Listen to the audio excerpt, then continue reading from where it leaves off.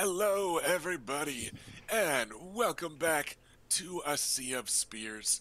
We are coming at you with another Westerosi weekend, Hello. bringing you some hot Dornish on Valyrian action. Something like that. I don't know. That's the bloodline, at least. So we are coming at you with the trials, tribulations, and triumphs of House Nymerian of the Stoneway. The other players are playing a set of four siblings uh, that are rocking and rolling their way through Westeros, and they are currently hanging at Highgarden, where they are going through the long week leading up to a wedding. Dun dun dun! Oh, no, wait, I mean, dun dun dun dun. I was the wrong duns. So, uh, we are doing it's the last day prior to the wedding, which is supposed to be a bit of a chivalrous knightly display type of thing, because you are in Highgarden, the seat of the Reach, and because they weren't having a whole tourney, because I wasn't having a whole tourney, because Lord knows how long that would take. Uh, but they do want some kind of nightly display. So the stage is set this last day. The plan is offhandedly discussed by the Queen of Thorns, Lady Olenna Tyrell, as perhaps a bit of writing Quintain and such, and this little dismissive wave. Like, that's as much as she told anybody to expect, because she is very openly scornful of kind of the thing her house is the most famous for, in the nightly chivalrous stuff. Yikes.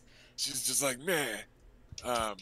So it's going to be some kind of martial stuff going on, and we'll have to find out when we get rolling. But it has been a busy week. You guys rode a pleasure barge on the River Mander.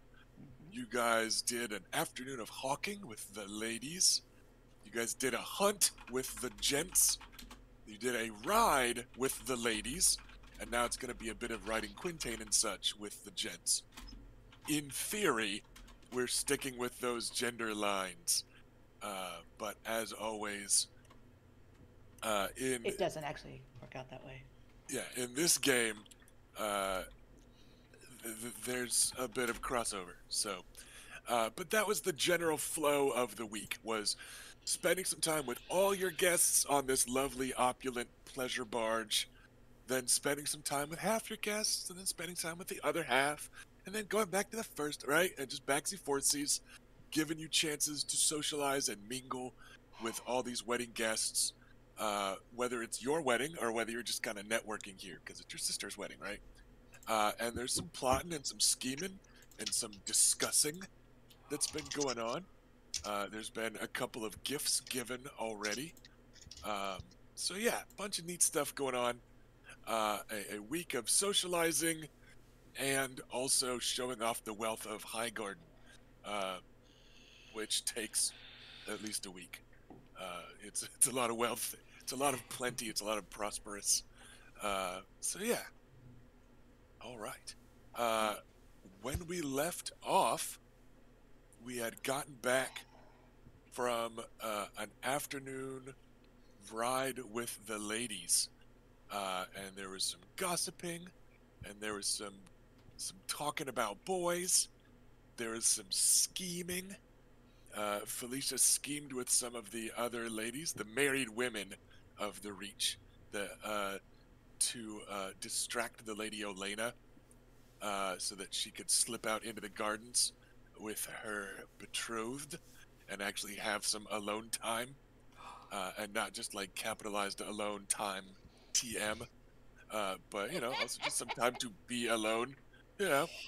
Um, so yeah, there was that kind of flashbacky moment to last night's dinner, where Janna Fossaway bodily dragged the Lady Olenna and Lord Maekar Nymerian, Warden of the Stoneway, uh, in a gaggle of women and maids, those two were dragged onto the dance floor with everyone else to do some slow, like not a lively standard medieval dance where they would fall and break their hips, but not so that was the distraction. I have to miss that.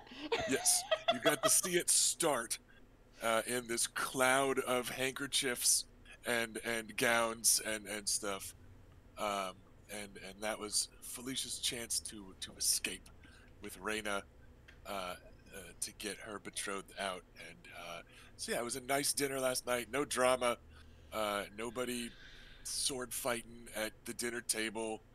Um, stuff like that. It was just a nice dinner. Everybody was feeling relaxed. A lot of the women folk were gossiping with the women folk or gossiping with the dudes when they got back. So some of those conversations y'all had may or may not have been as private as you wanted. Uh, Um, you were not spilling state secrets or anything, but some of it was like, hey, ask so and so stuff. So today is a bit different. Minor adjustment there. There we today. go. Today is writing Quintain and such. So, arising, and you will see in the courtyard area an assortment of Quintain targets have been propped up, but then there's also some stuff going on outside the gates in the more kind of open area near Highgarden. Uh, so let's go oldest to youngest with waking up. Uh, what you wearing, if it's anything particularly special or different, and what's your plan? Like, are you dressed in a martial fashion to take part in some contests today? They're not really contests; they're exhibition displays, but they're gonna kind of be contests. But so yeah, let's go oldest to youngest. So start with Reina. Tomorrow you're getting married. Today you're doing what? Multiple things. Good talk. And done. See everybody in 2 weeks. No, she's kind of she's committed to spending a little time with the ladies, but that doesn't mean she can't participate in the other activities. She has decided. Yeah, and the ladies of the Reach and elsewhere are going to be hanging out on maybe on like the ramparts around the courtyard area. I think that would be a nice degree of separation between them and the competitors. So all the ladies will be ogling the man flesh from up high, and that way, if you're on the ramparts, you can also just turn and see what's going on outside. So, in lieu of spectator seats, uh, all the like wives and sisters and daughters and stuff will be prowling around on the ramparts and looking down at the courtyard areas. So that'll be where the gossiping will tend to take place, and then down at ground level will be where the contests themselves. So people will be So, able to go up and down at will. I'm not sure, being someone who has never actually ridden Quintain and such, uh, what is expected? Is it like a half-assed armor kind of thing, or is it? You don't necessarily need to be in armor. The actual Quintain itself has a shield that you hit, but the whole thing pivots. It swings around a post. So there's like a bag of sand hanging from a rope on the other side It's of on the an arm, Quintain. basically. Yeah. So you hit the target, and if you hit it right and you go clean through, you make it through clean, and the thing doesn't hit you. Um, so if the thing does hit you, you're gonna get knocked on your ass, and you might wish that you had your armor on when you get walloped by a sack of sand at horse chargy speeds. So it's kind of a power move to just be in like your padded armor doublet stuff beneath your armor. Like that's still appropriately martial garb, right? Okay. Is just wearing like the quilted stuff in a martial That's what I style. was picturing. Was the Yeah, the quilted doublet with So yeah, the downside there, just don't get hit. Just make sure you do a good job. So it's going to be some of that writing is set up, and they've set enough of them up in this in the big courtyard that like two knights can kind of ride at each other and hit a Quintain target as though they're kind of competing. So everybody can kind of see them real time. They're just off on the lateral a little bit. And then there's a couple that are set up for people to just kind of ride solo along the edges. There's also a series of ring targets, um, like woven wicker or hay rings that are propped up on little targets, and you kind of ride through and you spear the rings with your weapon, and then you get points at the end for however many rings are stuck on your lance when you finish, and that goes outside as well. Um, it's a longer course. There are a set of riding posts, ribboned posts set up for you to like weave through and jump over and stuff. A bit of a horsey obstacle course, and then there is an archery field that has been set up. So that's what all is available. The All right. Quintain proper, the rings, riding through and around and over posts, and archery. Uh, then Raina will show up wearing the padded doublet, but it's not one she'd actually wear under her armor because it's all fancy stitchery.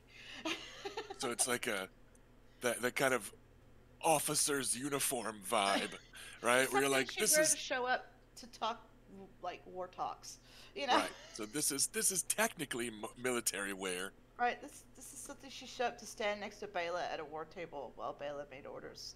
Yeah. Got it. And she would contribute. Don't get me wrong. She's got some warfare, but Bela is way better at it. So, but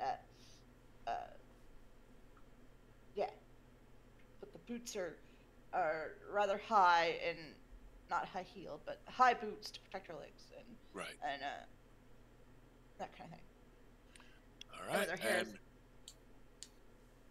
The plan is to show up with as many of my siblings I can. So okay, so you guys are gonna loiter in our meet up like in a hallway of hallway, our area. and then do the cool kid hallway walk out into the courtyard together. Okay. Then Bela, what's up? What you wearing? So I'm also gonna do the sort of the field camp special of the stylized Gambison doublet with Nigerian's sigils on it, and I'm gonna be wearing high boots that have like the metal plating on the front, so it's like an armored boot, but it's like kind of like standard military kind of wear. Not quite like armor plate, like a full But suit of armor, but it's But that know. style and yeah. So it kind of like presents a little bit like that, but it's really like a bit softer because it's the leather boot just with the like on the shin. It's almost like a shin guard of shiny plate metal. And then I'm gonna bring my helmet, the one that we see in the pictures that are rotating through. The stylized helmet with the face covering that's stylized to look like a woman's face, and then the red like mane of plumage that like goes back down the center, kind of like a mohawk, sort of. a crest. Yeah. I also have a gift to present to my hubby, and that I picked up in somewhere along the way. And Are you wanting to do that in your chambers in private, or are you wanting to Yeah. do it for, okay? yeah, so I'm gonna give it to him like this morning before we go and do the martial stuff. So Okay. it sort of is like a take on my helmet, but for Balin. So it's a polished steel helmet with swan wings on the sides that sweep back, with a plume of white swan feathers that run from the top to the back. So kind of like steel um, swan wings on the side Yeah, that the sweep wing. back, kind of like the Nike or like the Greek Yeah, gods, yeah. There's wings on the lots of side. winged.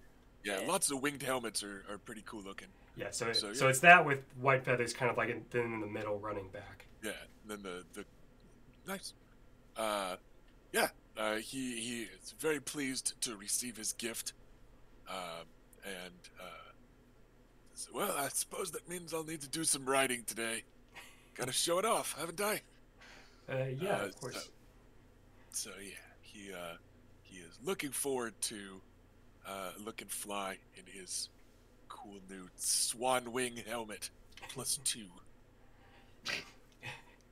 Nice. And yeah, so that's my morning activities. Nice.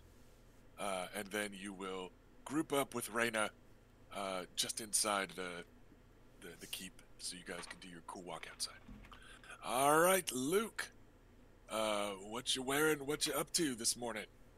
Oh, just gonna get up, grab a little bit of food, and then get dressed in basically just the leather portions of his half plate, Okay. which is basically like leather armor. Yeah. It's the deep dyed red leather that he has. Looking styling. Yeah, just kind of taking things easy, and then he'll be probably a little surprised when he sees everybody standing in the hallway. All right, and then the youngest. What's Adam wearing today?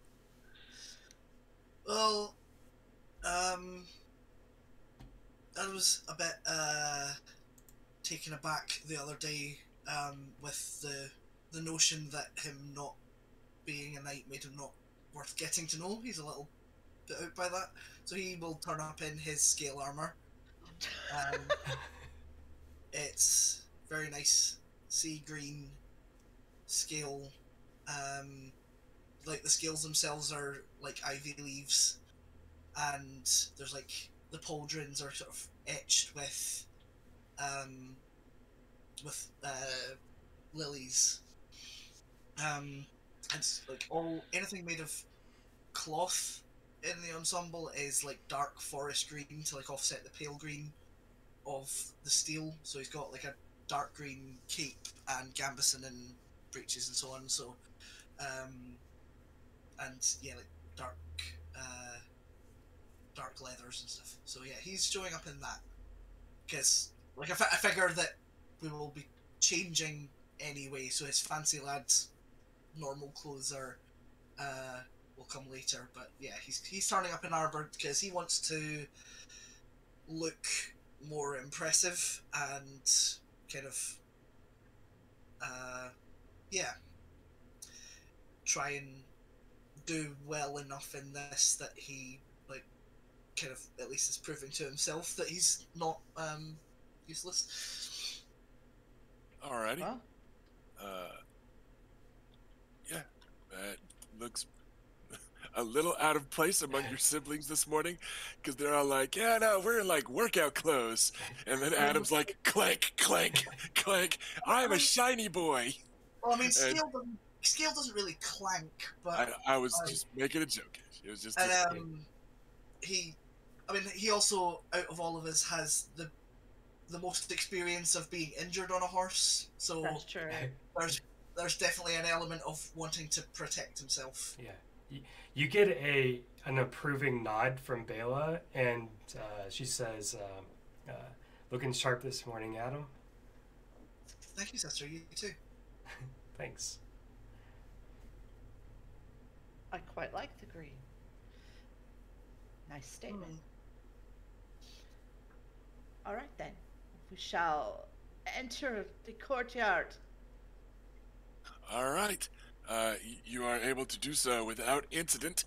There is no lurking tripwire or anything like that that you guys need to make perception checks for. I check my horse for traps. So yeah, you guys are fine there. And yeah, you get out into the courtyard area, and it is all a hustle and a bustle. As squires are running to and fro, and putting the last lances up on the racks to be ready for all the knights. And the knights are already out there, um, looking like football coaches on the sideline. They're all kind of milling around and looking at stuff and figuring out what they want to do. Most of the knights and lords are in breastplates. Um, that kind of breastplate to half plate vibe. Um, so, I uh, considered the breastplate, but I left it on the stand. which is fine because it's also not like super comfy. Whatever, Yeah. screw 'em. So yeah, the gathered knights and lords are hanging out, uh, getting ready to to knight, uh, and you've also, of course, got your handful of not quite knights, but Alisane Mormont is lumbering out in her chainmail, and she has on her bearskin cloak, looking all shaggy and ready, displaying her plumage to find a mate. Standard Mormont stuff. Um, Hmm. but It's that cloak's got a stink. and then you can already hear a couple of horses galloping outside, which could be squires and men at arms, kind of using the stuff until the knights want it, right? Like, so, some messengers of House Tyrell or something are challenging each other because just outside on the far end of the courtyard, you see a couple horses go by. Um, and yeah, so it looks like it's in casual usage at this point, let's say. Um, and yeah, who who wants to go looking for anyone in particular? Before we do that, I will compliment Balin on his helmet. He will blush a little bit beneath it, uh, because compliments make him nervous, and then he will 80% of why I do it. uh, I can very, very much relate. Like, and what is this? What do I do with it? and he went with the like half plate look, also, just so that the helmet didn't look out of place. He didn't want to just walk up in like boxers but with a helmet on. But So don't see why he's- not. so That was my alternative look. Right? So he's got on his enameled armor in the colors of House Swan, so that the resplendent helm looks really cool with it. So he just kind of blushes a little and makes appreciative noises towards Bela, like that's her fault. She picked it out, and deflecting it to his lovely bride. Um, Wife at this I point. share a yeah, I it's share a a wink with bride. Bela. Oh, okay. Sorry. No, Yeah, so you share a wink with Bela, and yeah, it's all dorbs. so yeah, I picked this up when we were in Lannisport. Thankfully, got done before the final day. Right? I'll chuckle. I can picture them Quick like work. loading the last of your stuff into a trebuchet and flinging it out in your general direction, and yeah, just normal stuff. Sounds pretty normal. Okay. All right then. Raina's gonna look around. And we're Hey. going to kind of do our thing again, where Mhm. the assumption is the courtyard is populated by lords, knights, and squires, and the assumption is that the ramparts above are populated by ladies, maids, and maidens. Specific ones that you want to look for will be specifically added to the scene. Does that make sense? So Mhm. a crowd is milling around, nobody is uninvited, type of thing. But yeah, like, who are you Who are you wanting to spot? Well, someone that I am going to need to be present at some point is Joy Hill, as I made a Okay. promise to her that she would get to try out the rings specifically because it's a bit lower stress of a learning point. You see her up on the ramparts, looking uncomfortable. She is in a borrowed set of breeches, yoinked from some squire or maybe page, because she's kind of small. And she's around all the ladies and maids and maidens that are dressed up in their fancy lady wear. So like she's still kind of half-assing it because she is a maiden in waiting, and is like standing there with a tray or something. But she is wearing the tomboyishest clothes that she could beg, borrow, or maybe steal. Um, so yeah, you can spot her uh, lingering on the edges of duty. Let's put it that way. So she's up there, but she's a little out of place and easy to spot, and you can tell that she took the offer seriously. If she, you know, got a hold of those clothes. So yeah, you can spot her. Who's Raina looking for? Um, First, I will look for Willis. Okay. You don't see him yet. Okay. To, uh, just for the record, I would have said something last night about the fact that I'm planning to do stuff, Okay. so he wouldn't be like totally surprised. He was not when you mentioned it. Okay, good. Somebody else you want to particularly look for? See what they're up to here. Go ahead. Yeah. Adam will be looking for Nathan Lucas. Nathan Lucas is hanging out with a couple of the other Stormlander boys. He is talking with Sir Roland Storm and Red Ronnet Connington. And they're off to the side, kind of making gestures and gesticulating for their plans of what they're going to hit with the stick today and when, or maybe eyeballing somebody's horse as someone's like squires leading it out of the court. You know, they're all just kind of milling around on the sidelines. Well, You that's know, kind of a handy grouping because Raina did ask Adam to kind of learn more about the sort of person Roland Storm is as well. So like he's gonna like sidle up to them and kind of try to just at first sort of casually join their conversation, but is going to look for an opportunity to sort of siphon Nathan off for a moment. yeah. So they're commenting on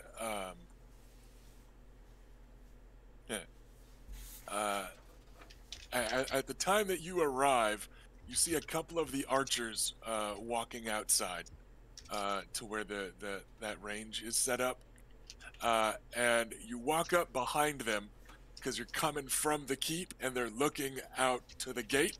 So you walk up behind them, and they are commenting on the shoulders of one Elia Sandstorm, because she is wearing her asymmetrical leather armor and getting ready to go do a little shooting. And they're like, Core, look at the shoulders on that one.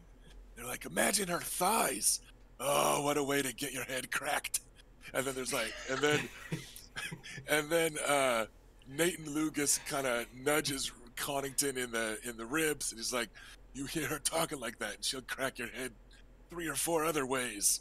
And you know, so they're just like, Yeah, he'll kind of Adam will like use that opportunity to attract him. Like it's true, she will. Absolutely. and they don't quite like jump and look sheepish.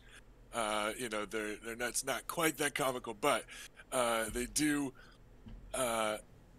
Nathan and Roland look perhaps a bit embarrassed about talking about your aunt in that way. Red Ron at Connington doesn't. There's nobody here but us lads. Everyone's thinking the same thing about her. Plus, the lad's Valyrian. Maybe he's even done it, right? Ah, it's fine. No need for me to look ashamed.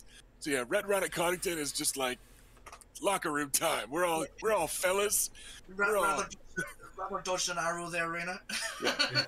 He's like But we're all Adam's thinking they're like, yeah. No, honestly, So- Adam definitely doesn't want to give the impression that he is judging them or anything. He's like kind of trying to Yeah. join in a like. Yeah. Yeah, just the other two were still aware of the conversation that was kind of interrupted by her bloodkin, so they looked a little sheepish. But yeah, Connington doesn't. He's just like, oh, I wonder if she also teaches wrestling. And just he's just yeah, he is having a good time talking to the boys about Well, guy yeah. things. I mean, if you want to learn, by all means, ask her. So, do you think they've got a jar of olive oil in the kitchens? I'm sure they have many amphorae of it. I can ask her to meet me in my room later. Well, good luck to you, I suppose. The other two are ruefully shaking their heads. We'll drink in your memory. Right? Like they're just like, no, you can't handle that woman. But he is, yeah, he's still ogling a bit. But yeah, the other two turn and kind of physically include you in their circle, with a little sidesteppy type of thing, and you get polite nods from both. Will you three be taking part in all of the events? No, I think, and this is Sir Roland Storm, or sorry, Sir Nathan Lugas, kind of taking point in the conversing with you. Red Ronnet is still ogling your aunt, and Roland Storm is a bastard, so he's going to tend to let the trueborn person talk first. So Nathan says, no, I think just bashing a few shields and maybe spearing a couple rings. The fancy riding's not for me. So yeah, it sounds like he doesn't want to do like the horse agility course outside. He's just gonna hit some stuff with lances and hang out. Fair enough. I hope it goes well for you. Sir Roland Storm nods his agreement. He said, I'll leave riding through posts to the squires and the folks with swifter horses than mine. Oh, can I just out of character check with this archery? Is it mounted archery? No, No. Okay. no, yeah, it's on foot. Mounted archery is a very rare, mostly associate. It's often used in times of desperation by like individual scouts and stuff, but by people who are really good. well, but not by units. It's not a normal military thing Yeah. enough that it's part of the routine practice.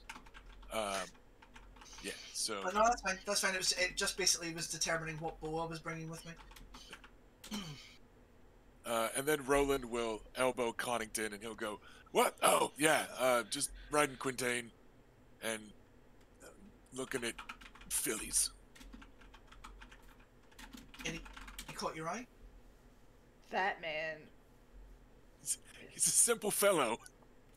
He goes, well, and he kind of glances at the other two and then shakes his head.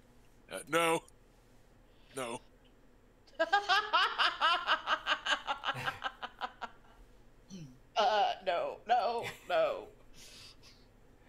Right, I guess now's the opportunity. But Brother Nathan, I wondered if I might speak with you alone a moment. I suppose. Gives them a brusque nod, and you guys are able to, head towards a corner a polite distance.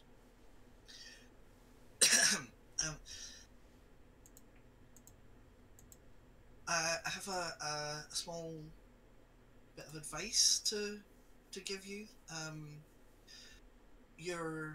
Your apology to my siblings and I was very much appreciated, but it rather stood out to me that Lady Iris was not included in that apology, and I think it is perhaps troubling her.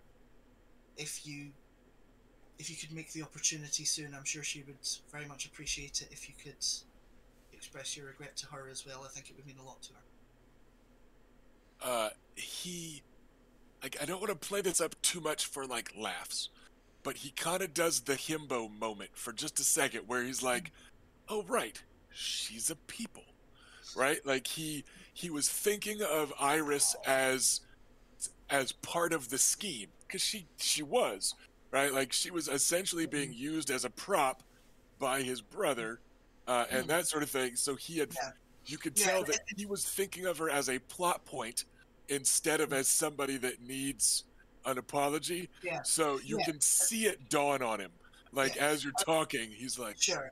"Oh, It'll it'll kind of interject that, like, having seen that moment happen, like, of course, like, not that you did anything specifically to her, but since the person responsible for her suffering is not here to apologise himself, but you are able to do so on his behalf, I just think it would perhaps help mend things a little. and nor would he if he was here, and somehow with the jaw unbroke." I suppose. And he kind of squints thoughtfully. He goes, If you're I'll if see you're to it sometime today. very well, if you're unsure of wording, I would be happy to assist, but I'm sure you'll be fine.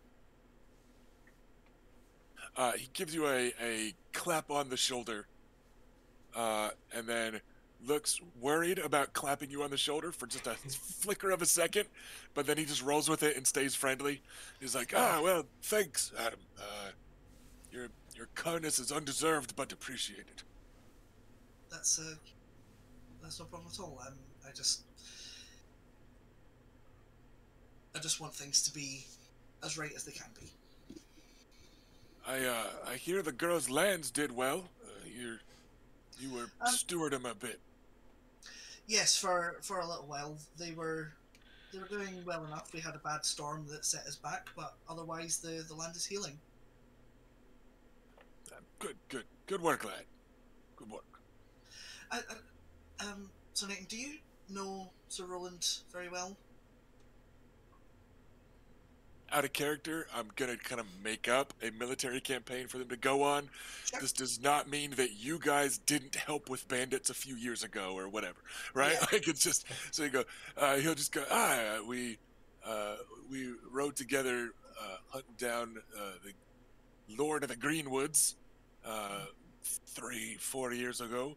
It's a solid enough chap. Well, that's reassuring to hear. I'm considering asking for him to help with Bittergrove, as I'm not going to be able to be there very much longer, and I wanted to know what sort of man he was. For him to run the place. If he's willing to do so, I think he would potentially be well suited to it. He seems, well, the last I spoke to him, I hinted at it, but he seemed a little surprised that he would be asked. Aye, it's his brother that's more used to running things and such. But he's a good enough man. I'm sure he'd figure it out. That's good to hear. That's Remember that reassuring. Thank you. Sir Nathan has recently had to start figuring it out himself. So if he's like, yeah, sure, maybe, I guess, could be, yeah. So yeah, not a. How are you adapting to your new role? Well, I ain't burned the place down yet, and Well, that's a good start. it's still more small folk living than not. So, hi. The Chalice and I are doing well enough. That's good to hear. And well, I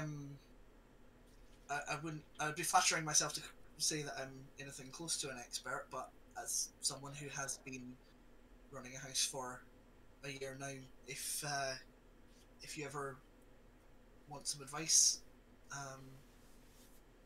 well, you can call on me.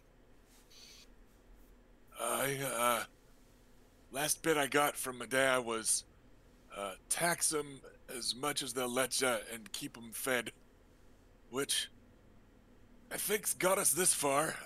But we'll seeing how things can go. That's not terribly different than the core conceit of this uh, this this society. Uh, just different people find the as much as they'll let you in different ways. Yeah, yeah. Well, good. I just wanted to wanted you to know that, as far as I'm concerned, we're all square. Well, thanks, lad. Thanks. Good luck with the riding today. Aye, and you too with whatever it is you've planned. Well, perhaps against my better judgment, I'm going to have a go at everything. Right then. Right. Well, Adam's going to excuse himself then and move on. All right. Yeah, and he just kind of drifts back over to a couple of the Stormlander Knights, and as you're leaving, yeah, like you see them starting to kind of call dibs and talking about which of them is going to go first, and because again, they kind of got to wait for the lords, and that sort of, if Renly wants to go first, Renly gets to go first. If Bryce Karen or Beric Dondarrion wants to go second, so there's a bit of a pecking order, but the peers can just kind of, fuck with each other until they figure it out. So yeah, that's what you leave on is them kind of bickering about who'll be up once it's the knight's turn instead of the lord's. How about Lucaris? Luke is mostly just hanging out low key, kind of keeping to himself, having some wine. Not really interacting maybe at the moment. Okay. Reyna, since Willis wasn't there, did you have a second person you wanted to look for in our pre-game stuff? I will cast my eye upwards to see if Lady Jenna? Is that her name? I don't know. There's a Janna. Jana. Lady Jane. Jana. Okay. She's the aunt, right? Yes, she's the one they call Aunt Janna. She is the youngest daughter of Olenna Tyrell. Right. I just kind of cast my eye up there and kind of nod at her, let her know I haven't forgotten her. Okay. So yeah, she is up there talking with the ladies, being waited on by the maids, and they're, she waves down to her husband, Sir John Fossaway, the Green Apple Fossaways, because a lot of the ladies are up there doing that sort of thing, and so she waves down to him, and he waves up to her, and They're adorable. yeah, so they're just socializing with everybody. What about Sir Davin? She does not wave to Sir Davin. Her husband's right there, Felicia. I just said that. Yes. Sir Davin is, yeah, she does. She does not give her favor to Sir Davin with her husband right there. God, poor Willis. So Davin is hanging out. He is chatting with Sir Lyle Craycall, his fellow Westerlander, and a trio of knights from the Reach. A pair of Royces that are only semantically related, Robar Royce and Albar Royce, of the two different House Royces, and Sir Uther Shet. So those 5 are standing around, and you see Damon Sand lingering about 5 feet away from them, like he's not in their conversation, but he's in their orbit, so as not to be in the orbit of anyone else. Because he is still technically a squire, but like nobody's gonna tell him what to do, because he's just a Dornish bastard, but he's also older than most of the squires, but he's also the squire of the Red Viper, but he's also not really supposed to be. So like Damon's in a weird kind of outside niche. So it looks like he's kind of hanging out with the other kind of outsiders. The guys that don't have many friends here. Did he get knighted? Not yet. He is. Yeah, you guys are supposed to knight him, and it has not happened. Okay. That is something that I would like to get done. Has anyone told Luke to get onto that, or has Luke decided he's going to talk to him at some point, or? You guys hadn't decided you were actually to let me knight him. No. I also, Yeah. I remember something about Damon. He wanted to be knighted by a Dornishman. So yeah. So I don't have a whole lot of them around, so. I think that Luke. Back when we were having this discussion, that was the last thing I remember saying, is that I think Luke should be the one who knights him, because. Yeah, but that was still a discussion instead of a decision at the time. So yeah, it just hasn't happened yet. So yeah, you see that group of about a half dozen. Well, seeing him does remind us to think about that. Yeah, Luke's right there drinking some wine. Yeah, Exactly, and so- Raina's the one who makes the decision. I started towards that group, and then I see Damon Sands, and I'm like, and I turn, and I go like, All right, just a little scattered. PC So, on PC action. I'm out. Brother. Hmm. What have I done this time? You haven't done anything yet. That's I was correct. going to ask you, are you willing to knight young Damon? Ah, someone's asked me finally. Yeah, young Damon, who's like 4 years older than me. But yes, like the boy. I thought he was only like 18 or something. I don't know, he's The a couple child. around there. It was just, Oh yes. It would be a great honor. He voiced his preferences, and you were it. So I had meant to ask you yesterday, but we were all became very distracted. So thank you, and I appreciate it. I don't know when you want to do it, but I'll leave that to you. We'll do it here in a little bit.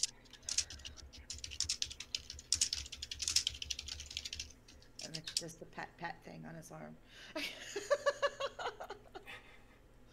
That, and we'll go back to stalking Sir Davin.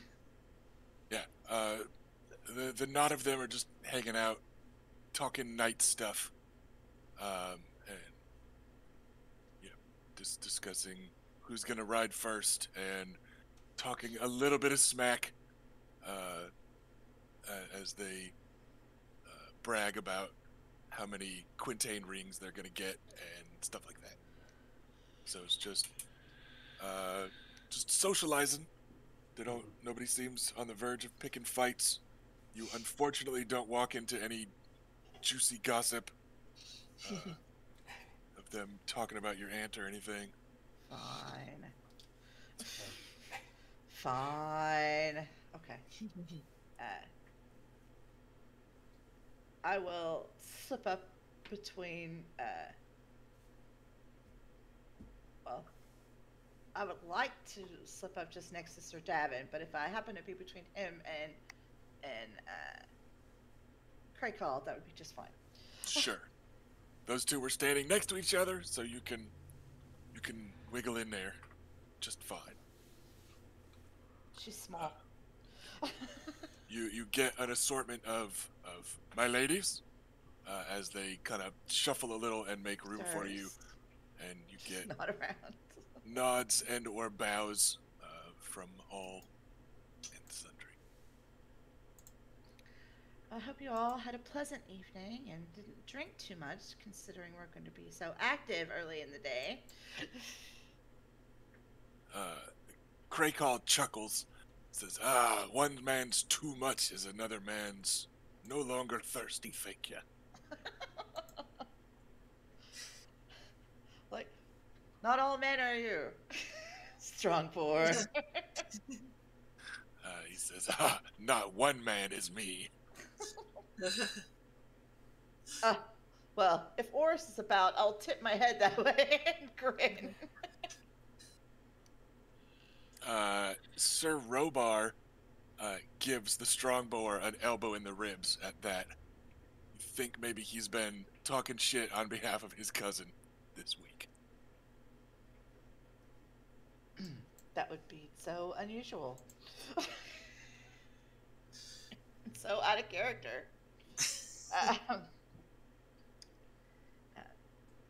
Well, I'm going to steal this one from you, gentlemen, for just a moment. And I tow Davin away. And Davin looks like he's ready to say goodbye to the Strongbower as you drag your sworn sword off. And then instead you hook his arm. And he's like, what? Oh! And is cheerfully walked a polite short distance away. And, look up at him and be like, so how was your evening?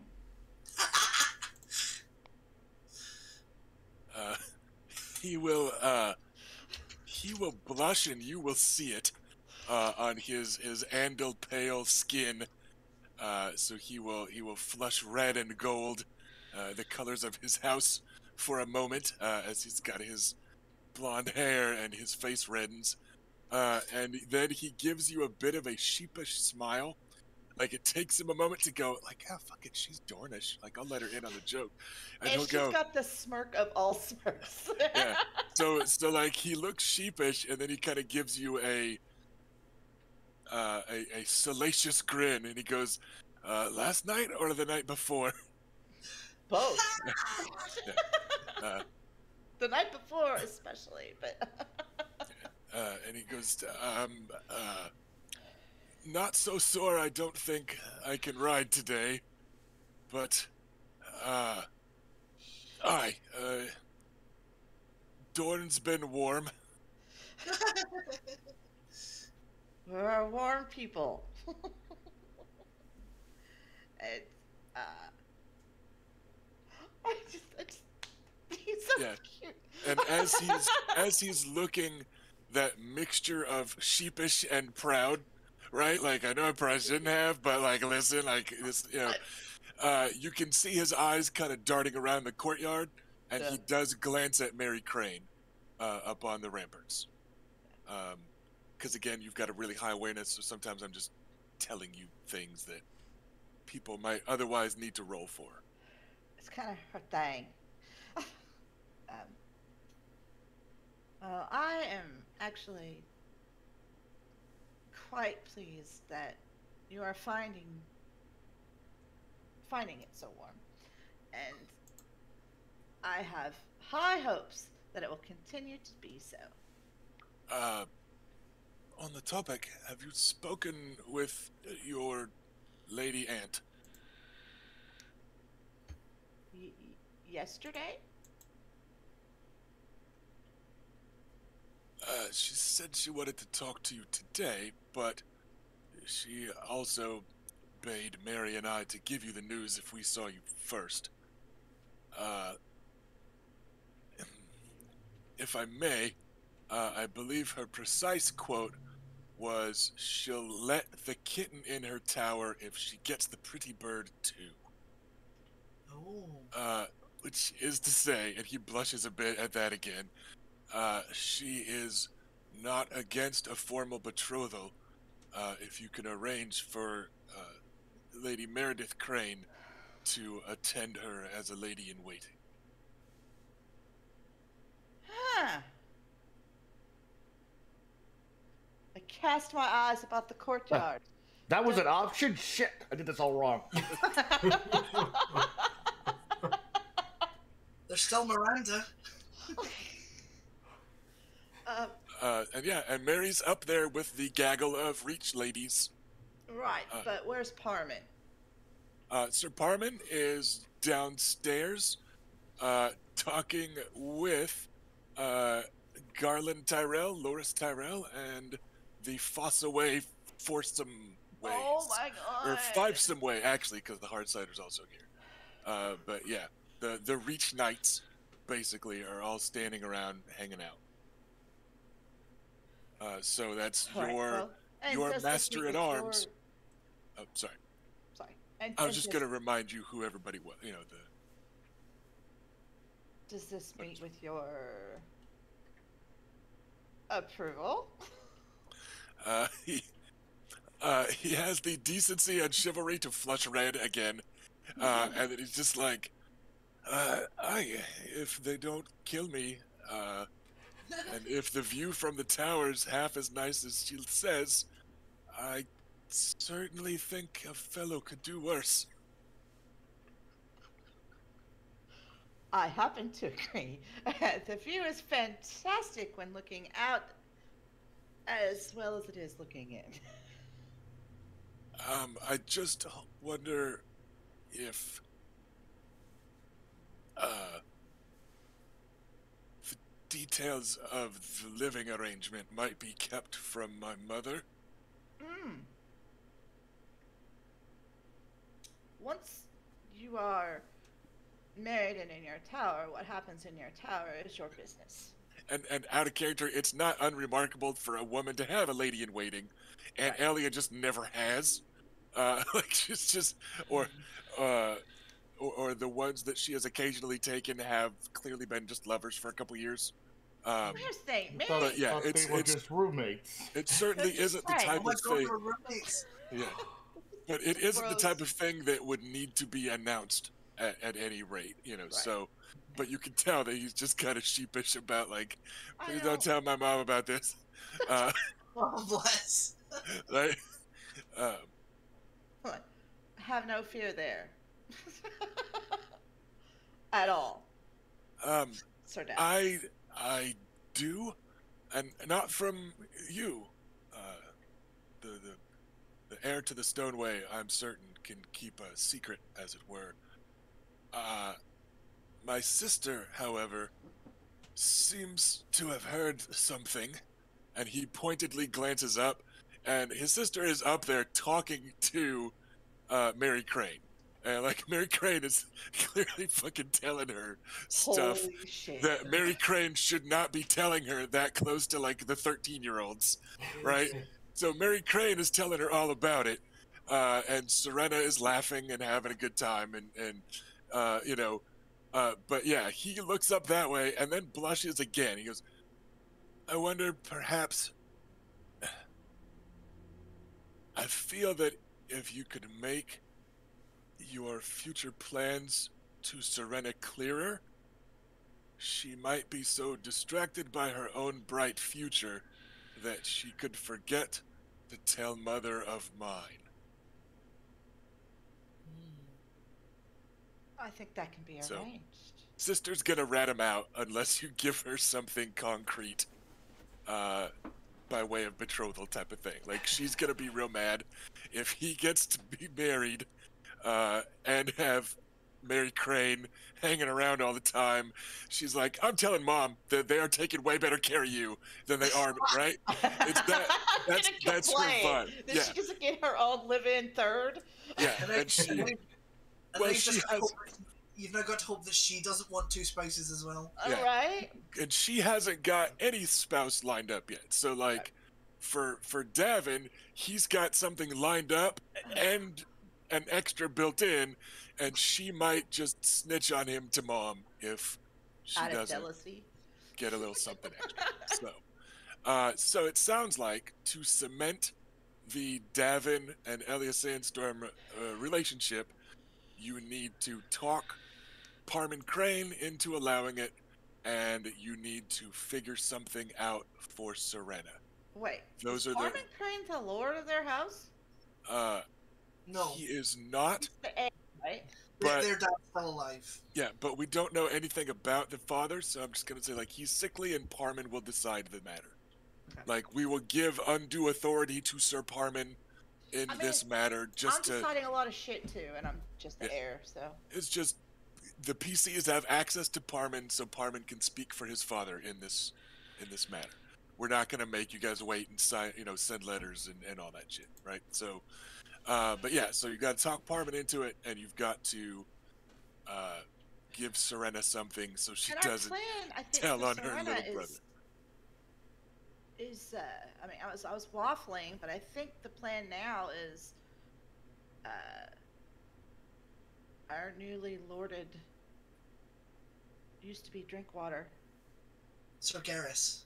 Yes. Lord Garrus Waterstone. Waterstone. That's Yes. his That's new a name. good shout, actually. I don't And think we haven't picked anyone for him yet. I don't think we had. Well- hadn't firmed it up. It was No. between Serena or And trying to Desmara. talk to Desmara Redwine. Well, talking to Paxter Redwine about Desmara. But yeah, and you do see Garrus. He is standing very nervously around a couple of other lords. Renly Baratheon, Bryce Caron, and Beric Dondarrion seem that they have tried to friendlily drag Lord Garrus into their ranks and Oh, away Lord. from the knights. But he is clearly looking. He's like, I can't believe I just got knighted a lord in Dorne, and the first lords I'm hanging around with are Stormlanders. Are they all making fun of me? Or are they all actually this friendly? Or are they all, like, he's just like, I can't believe I'm talking to lords, and they're all Stormlanders, and it happens to be a couple of the, like, that's 3 of the best looking, most gallant and chivalrous dudes here. So he's also like, I don't fit in. I mean, look at me, I'm hideous. And, just, no. normal anxiety for getting used to a new rank. But yeah, he is here. Oh, okay. Well, thanks for giving me some work, Sir Davin. Thank you for giving me mine. And he can't help. He's like, like he had that shit-eating grin on his face.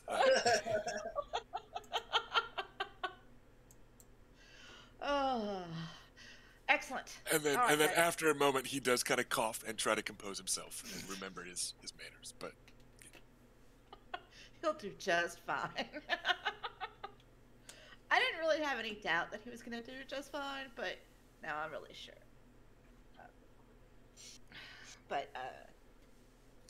All right then. I will release him to circulate and do as he wishes. all right, so you picked up a couple of side quests to finish, or a couple of side objectives to finish that side quest. Was what you're getting. So now there's exclamation points and question marks floating over a couple more heads tied to your current active quest. And with that, because we're going to count that as your first round, like your pregame chat, now you do see Willis. Willis arrives walking alongside Lord Mace Tyrell, Makes sense. Warden of the South, and Lord Mace stands at the top of the steps just outside the keep. Oh, Lord, There's this a little, is gonna be a speech. there's a little bit of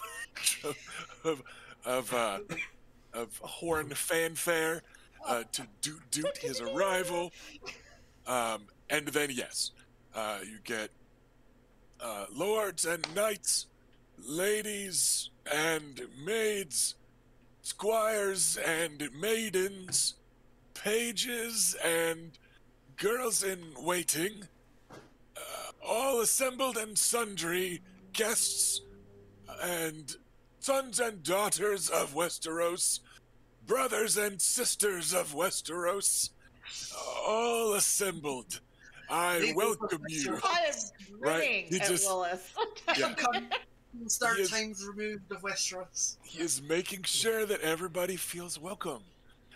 So he's calling out every title and every familial relation, and then blah blah blah blah blah of Westeros. I welcome you to this, the final day of preparations for the wedding of my eldest son, Willis Tyrell of Highgarden, to the Lady Rena Nymarian of the Stoneway. Oh, there she is. There she is. Rena, say hello. I And he curtsy. points you out as you're like making your way across the courtyard. And he goes, and on this final day of preparation, as the women are preparing the feast and the gowns, and he pats his belly. And he goes, let the men show how well protected the bride shall be after she is brought under the cloak of Highgarden's colors.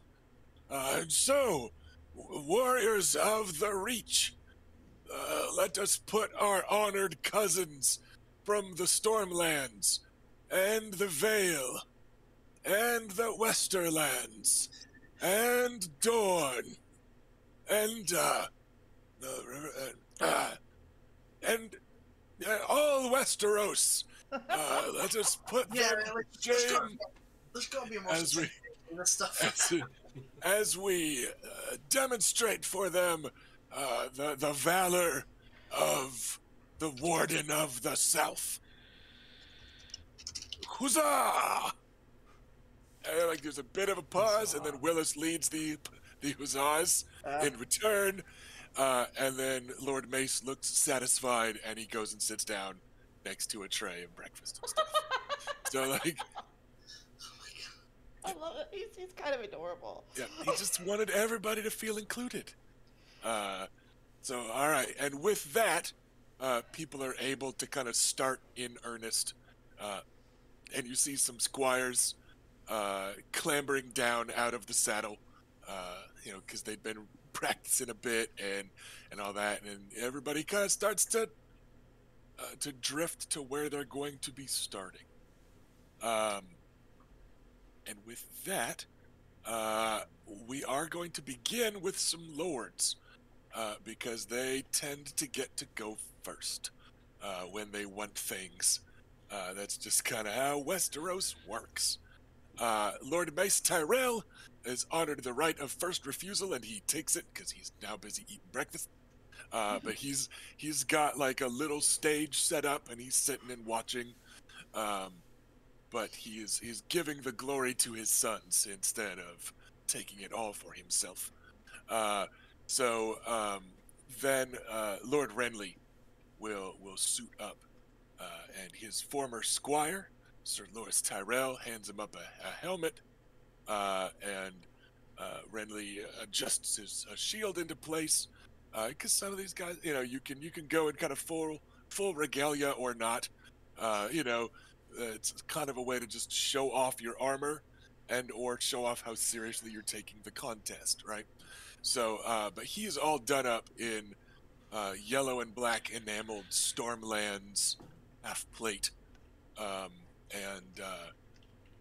So he gets his shield ready, gets a lance, and he will ride a pass at Quintain. And let's drop a couple of shitty dice. And let's total something up. And we're just gonna my plan is to keep a running tally, and just kind of see who looked the best at the end of the day type of thing. And if you guys want to, you can, call out one person and kind of show off just against each other. But what we're going to do is a joust style charge. So you've got your fighting plus your spears specialty, and then extra bonus dice equal to your animal handling. You roll all that, and then you keep fighting -1 for a charge attack. So it's just like you're, doing a jousty chargy thing. And he has a pretty okay 20 to establish the tone of the day. We're going to say it's a difficulty 10 roll to to ride through clean and not get walloped. If you don't get a 10, then you need to make an animal handling test. Well, sorry, a ride check to not fall from the saddle. Right?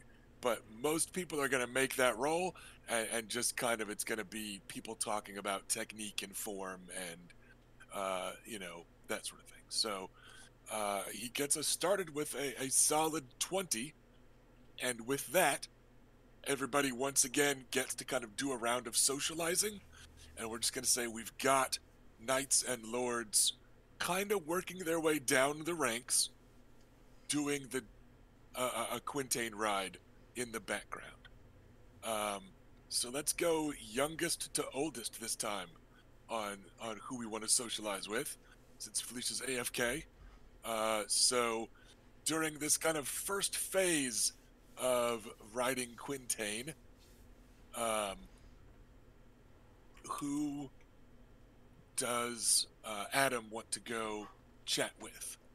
Oh, sorry, I was slightly unprepared there.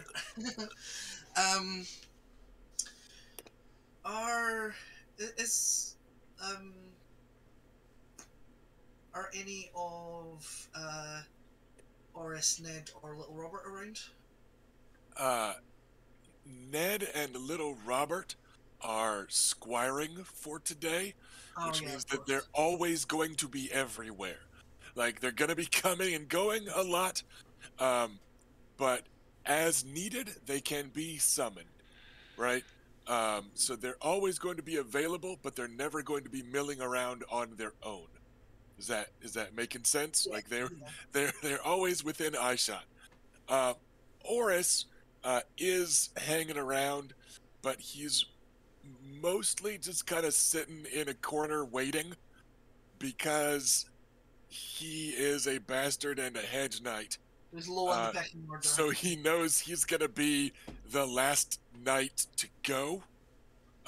Probably, like if somebody else invites him to cut in line in a good-natured way, probably somebody will let that happen, right? Like if Krakal was like, "Come on, Aurochs, let's go together," right? And then they meet in the middle, he can kind of skip. But otherwise, he's just assuming he's gonna go kind of last. So yeah, Oris just kind of sitting and watching. Ned and Robert are running around carrying lances and picking up broken lances, and just doing squire stuff. Well, I mean, Adam's probably going after Oris at some point anyway, so yeah, Adam will kind of saunter over and sit next to him and not necessarily push a conversation, but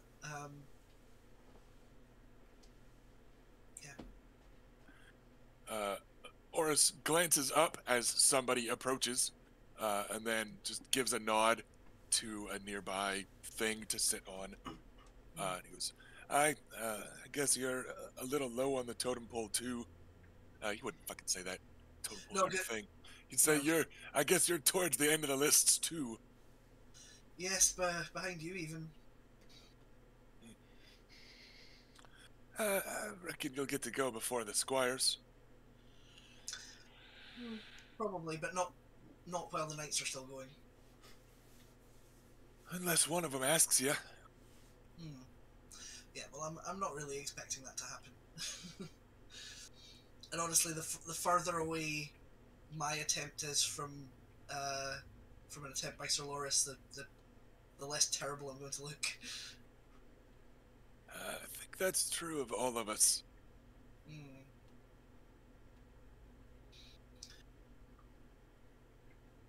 How are you feeling about it? Confident? Ain't been beat by a sandbag in 5 years or more. No, I suppose not. And then he kind of chuckles. Says, Willie Whale used to just hang a fucking rock. Jesus. Wow, that must have been horrible to get hit with. It taught you how not to. Wow. Somebody should have reported him to APS. CPS. Yeah, he actually had like 6 squires before Oris. The whole backstory is fake. It's just Oris is the only one that survived. Oh no. Just every couple years. That's horrible. Like, it's just, he's not actually Horrifying. he's not actually a great master at arms. It's just survivor bias that like makes. Mhm. Oh wow. Oh, that went dark. Yeah, Really, really dark.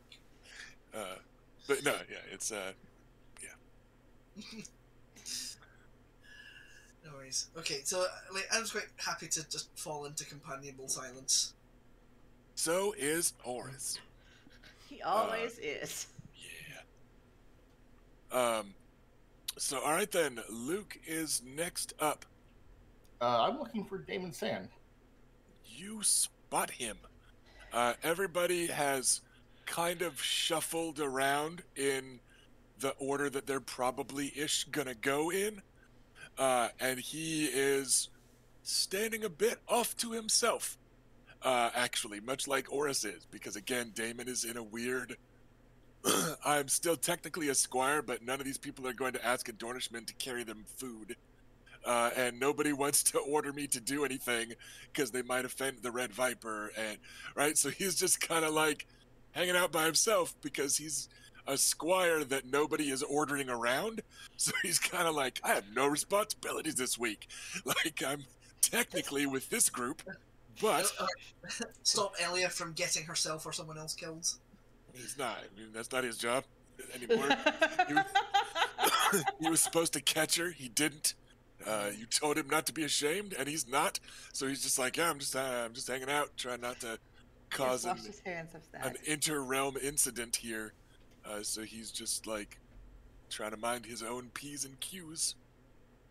And that's it. I will greet him. Damon. Sir Lucaris, surprised to see you so near the end of the line.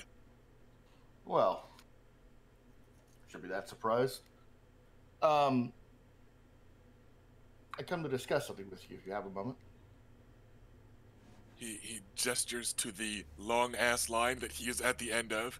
I believe I have some time, yes? It does seem that way.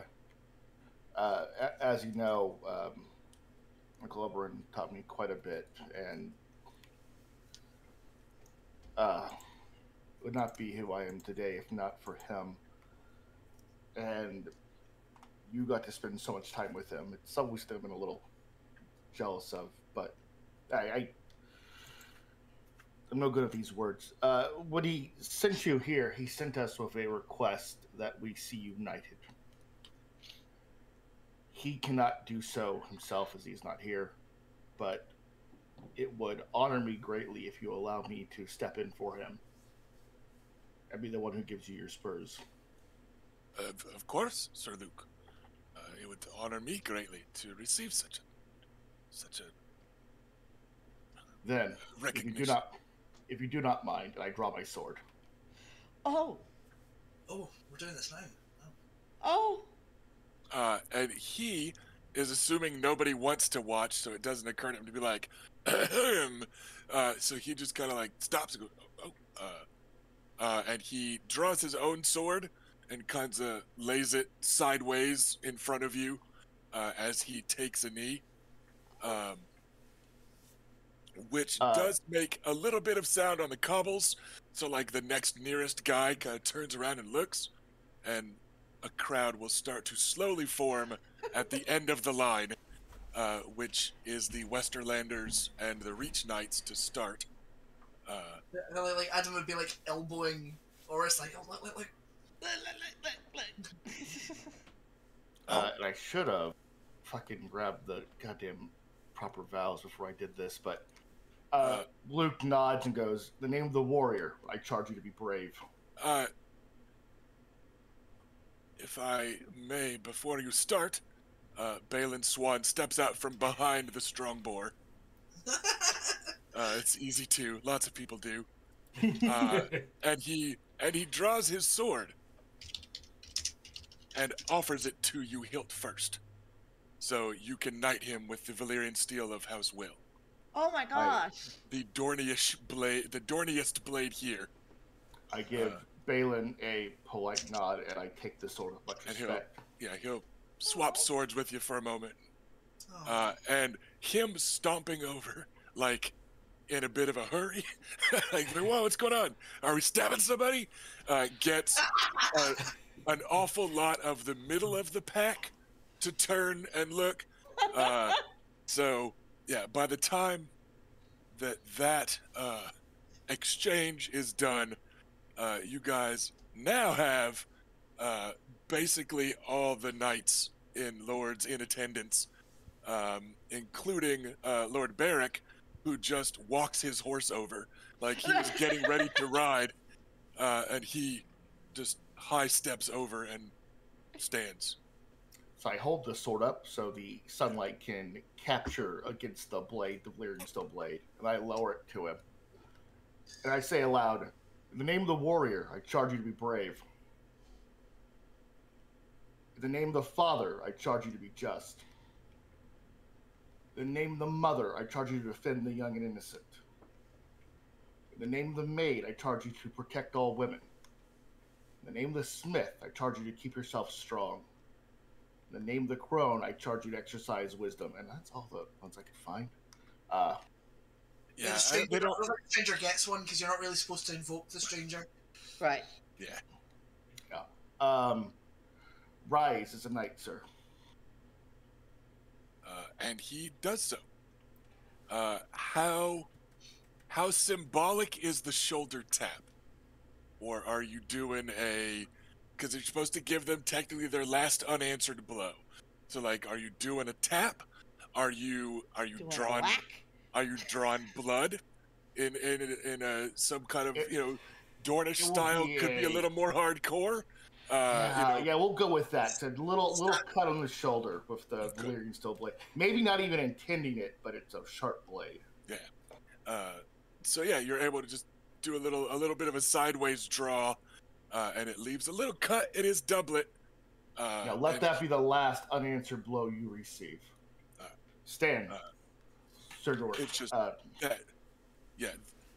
Everybody, Sir Damon. Sir Damon. I like his name at the end.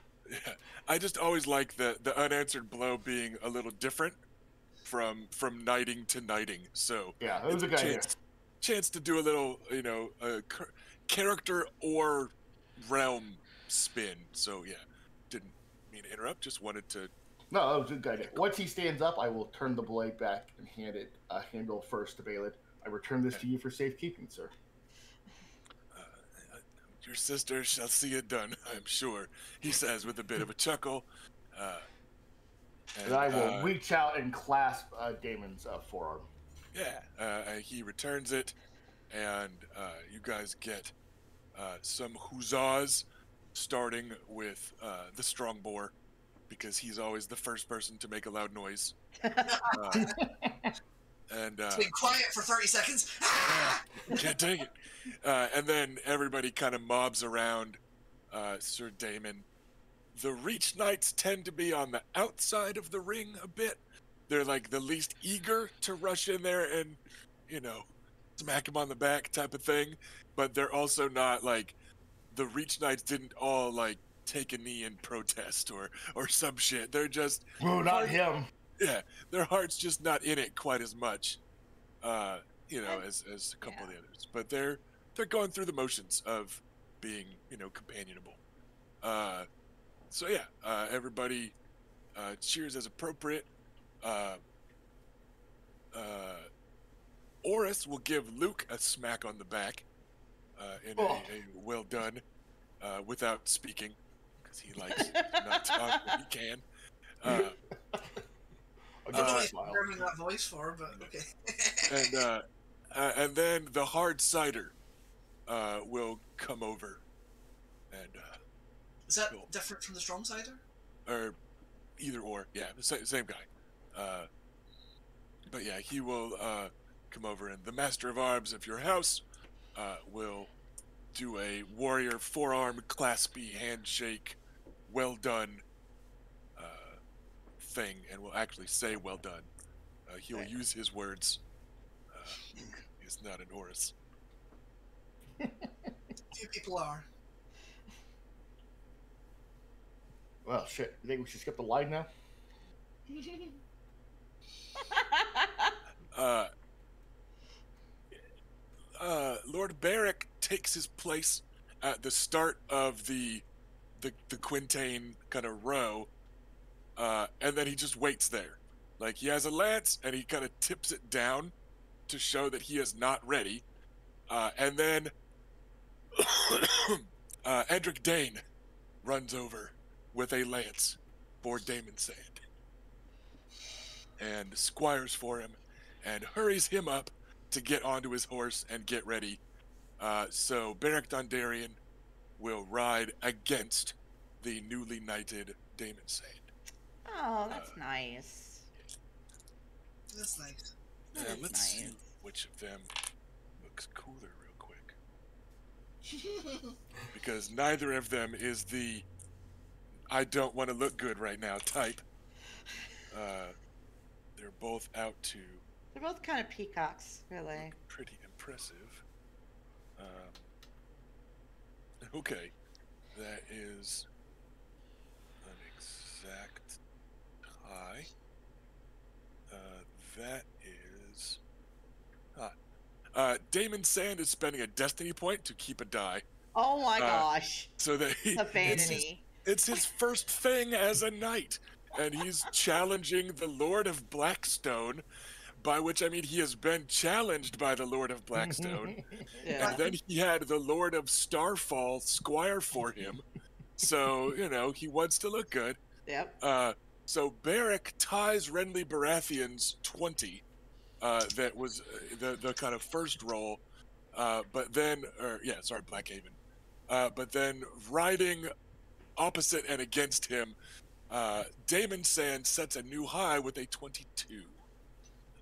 So the young knight does not shame Nice. the knight that gave him the privilege and responsibilities of knighthood, and sets a +2 difference over the Stormlanders that have ridden so far. Nice. So yeah, then it kind of goes in line. After that,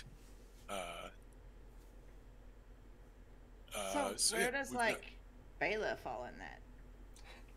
I don't know. I'm a Where does lady. Bela fall in that? Like she can Lady Bela. probably kind of muscle her way to the front whenever.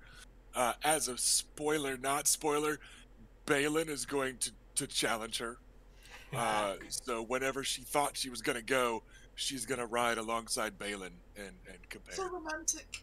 But yeah, like she could kind of just go in wherever she says to, and it's up to whoever thought they were next, right? Like it's like who's, you know, and it's, you know, it's not a science, it's an art, because remember that like Loras Tyrell is just a third son, but like But- who, you know, anybody else with Sir in their name probably lets him go first. Well, when you don't have any important job in the family, you've got to learn to be good at something. Yeah, I mean, that's exactly what, you know, Elias says all the time. But yeah, so like I said, it's an art rather than a science, this status thing, in a situation like this. I don't like all this anti-third born talk, to be honest. You know, I'm on the side of Loras here. Oh God. So, But our family doesn't have a third son, so you got an out there. so Bryce Karen will go. He's Well, not I'm gonna- choosing to be offended, so Choosing to be. Well chosen word. Lord Bryce Karen nods to Lord Garrus Waterstone, as though to remind him that he is the final lord that is supposed to be up next. And Garrus kind of drags his feet until he is met, and he rides opposite the Lord of Starfall, Edric Dane, the other Dornish lord in attendance. He's like, screw this, we're letting the squire cut so that the two Dorns get to go together. We're gonna see if either of them happens to look extra cool here. It's not bad. Some of the knights, like, I'm not gonna roll for like Parman Crane to take first place. He's a good knight. He's got a fine reputation, but he's not super, close NPC dude. But some of these guys, I do want to give a He's chance a real Parman Crane. It's a real Parman Crane. So Ned gets a 20, the equal to his knight, Beric Dondarrion, and the Lord of the Stormlands. Nice. The young Lord Waterstone gets a 21. Woo! So Damon Sand is still out ahead. The Dornish still have the title so far today. Nice. And they also have second, and they are also tied for third. So, and then with that, it falls to the Sirs, which does start with Loras. And let's see. Loras will actually very loudly defer. And he will be mounted and ready to go, like everyone that's kind of on deck, gets ready. But then he will stop and lower his lance to wait, and then Martin Lannister, the squire to House Nymerin at the time, will come over and fetch Luke. Yeah, very well. The Knight of Flowers wishes to honor you by letting you ride first. Which Very is well. to say, tie with him for first, right? Like that's as close as he's gonna get to being second. But yeah. So yeah, we're gonna, since you just knighted someone and that someone is in first place, he will share the first of the Sirs with Yeah. you. Just hoping I remember how to do this. And as you arrive on your horse, then Loras puts the visor down on his helmet and makes ready.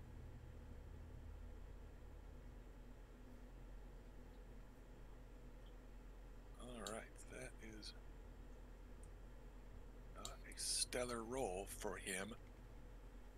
Yeah, a little disappointed by roll 2, but it's overall pretty good. I got a lot of bonus dice to throw away. Yeah. That helps. So, what is Luke's total? Luke is at 21. All right.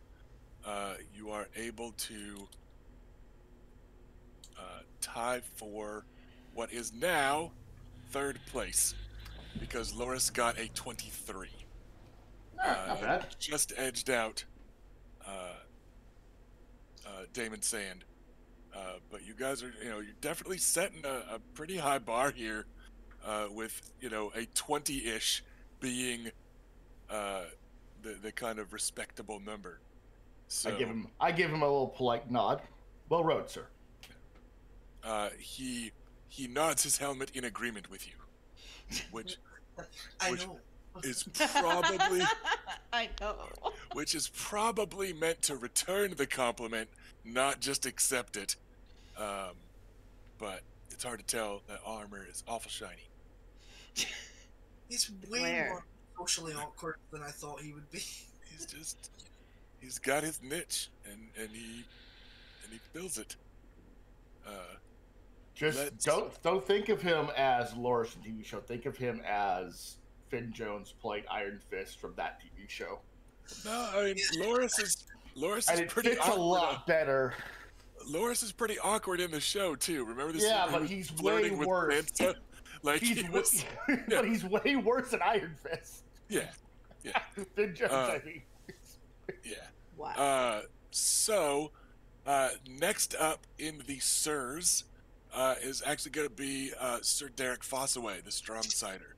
it looks like the rest of the knights are deferring to his experience, by which I mean age. So let's see how he does. That's a 20. Nice. He seems pleased with, and again, like this isn't in character. It's all, wow, look how fast the thing swung, or it went 2 full circles, or whatever. But yeah, he just gives a matter-of-fact nod at the end of it, in a still got it type of moment, right? And then following him is 4 more apples. So John Fossaway of New Barrel will Put a get whole bunch at him. yeah. So Sir John gets cheered on by his lady wife, and does not shame himself with an 18. It's not like great, but not the worst. And then we got Tanton Fossaway with a 15. And then these next couple. Uh-oh. Brian Fossaway rocking just a 12. Look at these guys being normal humans. Nerds. And a 15. And then let's do Balin Swan and Bela. As you guys are like the Fossaways all wanted to go at once, just as kind of a theme. And then let's say that you guys break up that pattern. I don't know why it's so funny to me. Just speed groups. Yeah. Anyone who's a quadruped now go. Right. Hey, do we have any birds? Okay, we got a few. Come on down. Yeah. I mean, technically the quadrupeds went first of everyone. That's right. So, all right, Bela, let's roll it and see how you and your husband look. Okay. What are we sitting on? I have a 19. All right, he has beat you with his 21. Nice. Yeah. My low Dice have fighting to be score pretty cool for that, yeah. is hurting me here. But that's still, solid middle of the pack-ish. I forgot what you even rolled for this. It is fighting, plus your spear's bonus dice, plus additional bonus dice equal to your animal handling score. Yeah. It's like I'm rolling 12 dice. And then you keep fighting -1, Yeah, and then which is 3 for me. but It's like I roll a crap ton, I just don't get to keep enough of them. Eventually, you get enough bonus dice. You're just getting capped by the. yeah, you just gotta always get a maxed out with 6s type of vibe. Yeah, if I'm keeping anything other than 5s and 6s, it's a bad roll. Yeah. So that has established a precedent with Bela going. Does Reyna want to slip in her wake?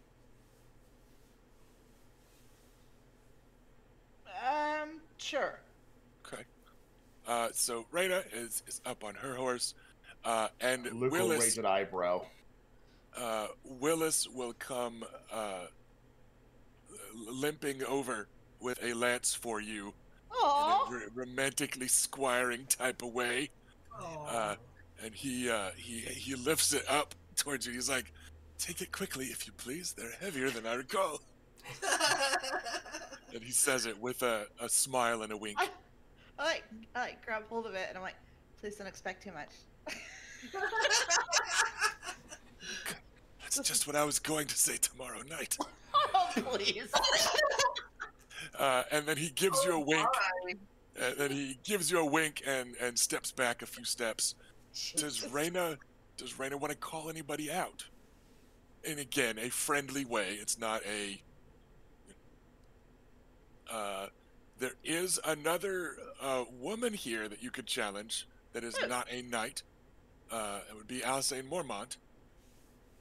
I'll call on Alysain. This is all in fun. I'm just saying, if you wanted to go for somebody that's technically the same tier, it would be her, or it could be you're allowed to call out anybody you want to. You know, it's just knights kind of bragging. So, It's um, just fun. all right. So you and Alisane, let's go. All right, so tell me again how it goes. All right. So it's fighting. Plus spears if you have it, which I don't. Okay. Plus your animal handling. Is ride count?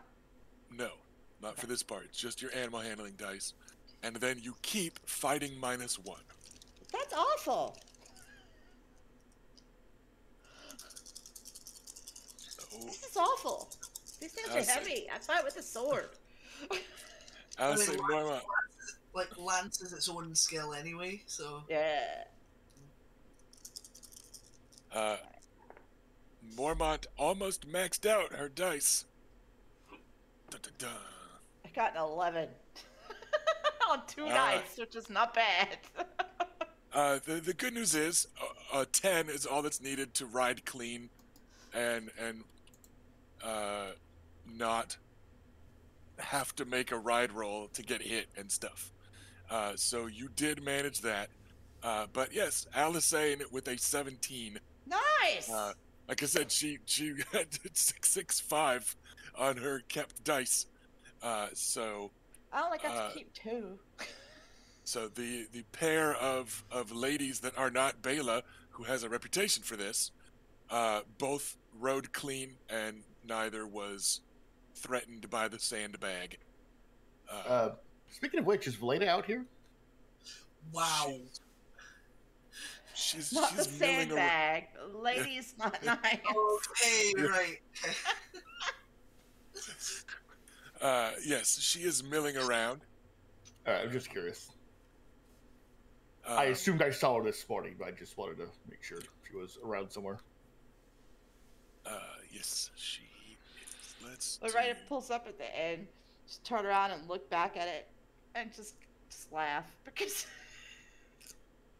And yeah, everybody, you guys all get the same kind of polite compliment from everyone, because nobody's embarrassed themselves. A lot of the knights are kind of waiting to chuckle at some squires at the end and go, they better try next time, right? Like that's kind of the last bit, and then everybody's gonna kind of break off and can do more. But yeah, you guys get polite acknowledgments. And then Loris Tyrell approaches alongside his brother Willis to help you down from your horse, and he says, well struck, my lady. And you're pretty sure it's the first time he's ever said that sentence. Like, it's Probably. not the sort of thing that you say in the Reach very often. So Probably even just the first part. It's the first time he's ever said that. I think he has like well struck to people before. I don't think he's quite that boorish. Never said my lady to it, like, well Yeah, struck, my I don't lady. think he ever followed it with my lady. Well, very gracious, thank you. I'm really glad that I didn't drop the lance somewhere along the way. I'm more of a swordswoman. Pat myself. I'm certain, my lady. He politely agrees. But he doesn't ever sound like he's being polite. I think maybe he just. I don't know. I'll take it in the spirit in which it was offered. Shortly after you two go, somebody needs to kind of take the hit and be the next night to follow up a couple women in a weird, like, everyone's like, what do we do now? Like, is it free for all because we let some girls go, or is it back to the middle of the nights? And right, so everyone's kind of not sure. And Sir Garland the Gallant will ride next to reestablish that there's no shame in riding Quintain alongside women. And Sir Garland, who fucking maxed out his roll and had to drop a 5, Jesus. is going to spend a destiny point so that he has a 30. because he's keeping that fucking 6. So Sir Garland is like, let's show them that there is no shame in riding after women, and also let us set the bar quite high for Highgarden, and maybe Loras will be a bit less insufferable at dinner if he is not in first place. So yes, Sir Garland the Gallant gallops gallantly and greatly, and spends his destiny point for the day to just go, fuck it, I'm keeping this +6. And it is just a textbook perfect strike, hits exactly dead on, and yeah, the whole thing like spins 2 times around, and yeah, everything is great because it is Sir Garland, and his lady wife upstairs is of course ecstatic and getting doing the kind of faux humble thing of oh yes, he practices quite a bit, and but yeah, it's Leonette Fossaway is the envy of all the other women for a few moments as her husband does well. With that, let's go. Break Hall. The Strongboard will go next.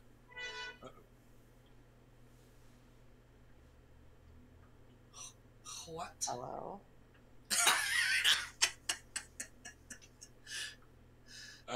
The Strongboard snags a respectable 20. The Reach Knights are going to be unremarkable. Felicia is on call this weekend, unfortunately. So, all right. Davin Lannister also snags a 20. Frick. And let's let Valena Toland go. See if she might have hot enough dice to smash the patriarchy to some extent here. That's a 19 for her. Not too shabby. Yeah, and with that, we are done with the round of knights. Nobody shames themselves or anything like that. Everyone clears the Quintain cleanly. And yeah, looking okay. And now I'm gonna roll real quick and see if any of the squires are exceptionally bad. No. Am I going after the squires? Or did you want to go for? I've just been waiting for you to kind of say But when. I thought I was going to be called up when it was my turn. Not particularly called up, but yeah, you could go before the squires. It's just fine. Yeah, no, Adam definitely doesn't want to go after the squires or during the squires. Like, Okay. he's going in between knights and squires. Okay. So just like, yeah, once the last night is done, Adam is going up and daring anyone to tell him what he can. Actually, not verbally, just with his eyes. The last knight is Oris. He is going to nod for Roland Storm to go before him, and they're the two. He's like, you're not a hedge knight, so you can go first of the bastards. So when Oris is up, he's gonna wait there and dip his lance and glance at you. So Oris is letting you ride with a knight, instead of after. Adam will gladly accept that. And there are a few murmurs at that, because you're not a knight. It's a little weird for a knight to challenge you, but and you're not married like Balin and Bela. Murmur. This is a little weird, but whatever. And yeah. Oh, So, weird. I'm a landowner. I have my own place. Right. which is a little weird to them. You don't see Alisane Bulwer out here just because she's the lady of her own land. She's Yeah, not. yeah. Lady. Like if I was a lord, I would be going sooner. But yeah, no, I'm in a bit of a weird in between position at the moment. Yeah. Lady Bulwer also That's didn't fine. Sorry. knock the mountain off his horse in a joust. So Yeah. Mm, Just saying. Just a reminder that Dornish society isn't quite the rest of Westeros society. So, but yeah, there's I a just few agree. rumors. You're all weird. Well, I mean, Um, they got over my sisters like doing this, so they'll get over me doing it. Yeah. So yeah, Oris will mount up on his warhorse and then dip his lance and wait, looking pointedly your way. As you make your way over towards your horse, Beric Dondarrion will offer you the heft up in lieu of having a squire. Ned will hold the reins for your horse, and Renly Baratheon will give you a clap on the shoulder as you leave the crowd towards your horse. So, Gosh, you're you know, so getting egged on a bit by yeah, that's quite by nice. folk that people can't challenge. In like nobody's going to say, Renly, what'd you do that for? Right? So you're getting some social bolstering here, and some just friendly stuff from Bear. Yeah, that's really nice. That's lovely. Right, let me just. I want to make sure that I'm rolling the right things because it Yep. seems like it's not just a straight ride roll. So Right, it's not. It's fighting plus Fighting? Okay. plus your spears bonus dice for specialty, right, I don't have that, but that's fine. Okay. plus your animal handling dice Oh, as cool. That's bon- actually better than a yeah, straight ride roll. as bonus dice. So you roll all of that, and then you keep fighting -1. Fighting -1. Okay. It's the part that I'm Um, not. Oh, that's actually not too bad. Oh, it might not be great. It's enough. But, As a quick note for if this, and while you're totally, it's fine. It's not about you. As a quick note for those watching from home, we're kind of ignoring the weapon proficiencies for this. Normally, if you don't have a spear's specialty die, you do take a penalty for using lances. But it's not fun to make Reyna keep a die, right? Like, she would not do this if she knew it were impossible for her to succeed, right? And that sort of thing. So we're ignoring that weapon proficiency bit from the core rules. Just a quick yeah. note. So that is 12 after the -1. All right. You rode as well as Brian Fossaway of Cider Hall, who was the See a knight? yes, yeah, he's a sir. That's good enough. If I rode as good as a knight. Yeah, and you beat Reyna by 1. Oh wow. So they did. so yeah, looking pretty solid. Cool. That's all I wanted to achieve. Basically, I wasn't planning. Absolutely didn't expect to even come in like the top 10 or anything, but like definitely just wanted to ride as good as an actual knight just to prove a point, basically. Yeah. Oris will not spend this destiny point to take first place, because Wooly Will has taught him not to do that. But Yeah. Oris is also dropping a fucking 5. Like, Oris rolled really well. Yeah, he's good at this. So Oris will stay a few pips behind Sir Garland the Darlin with a 28. He just fucking wrecks his Quintain thing. I'm just imagining like the sandbag just like flying over the ramparts. But yeah, he's Rusty wants to spend a destiny point. If this was actually Rusty's character, he'd be like, "Fuck you, yeah, I'm a bastard. Say something," right?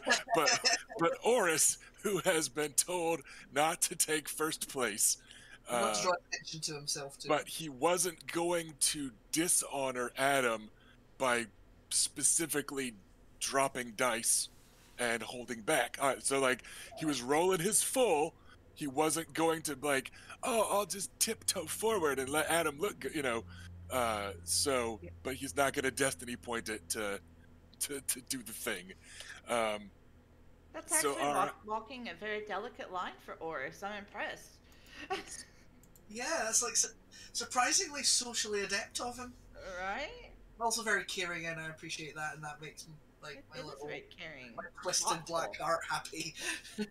he does not say any of that. Of He course not. just challenged you so that you got to ride with the knights, and then he didn't.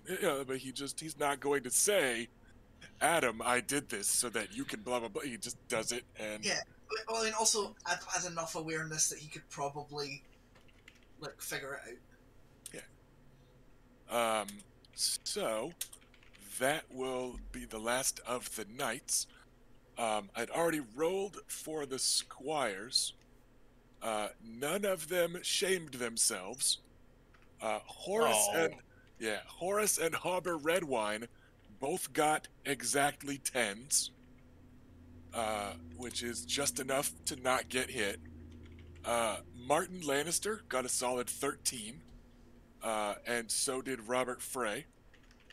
So your own little Robert has been Stage fright. spending some time on campaign.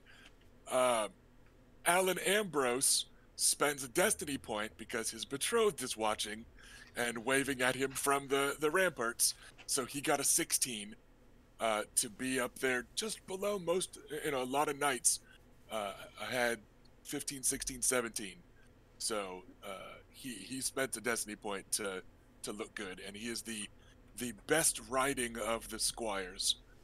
And you do see all the squires when it's their turn, they're kind of like getting ready, and then they're waiting and kind of glancing around, like, "Hey, is anyone gonna come knight me before I go?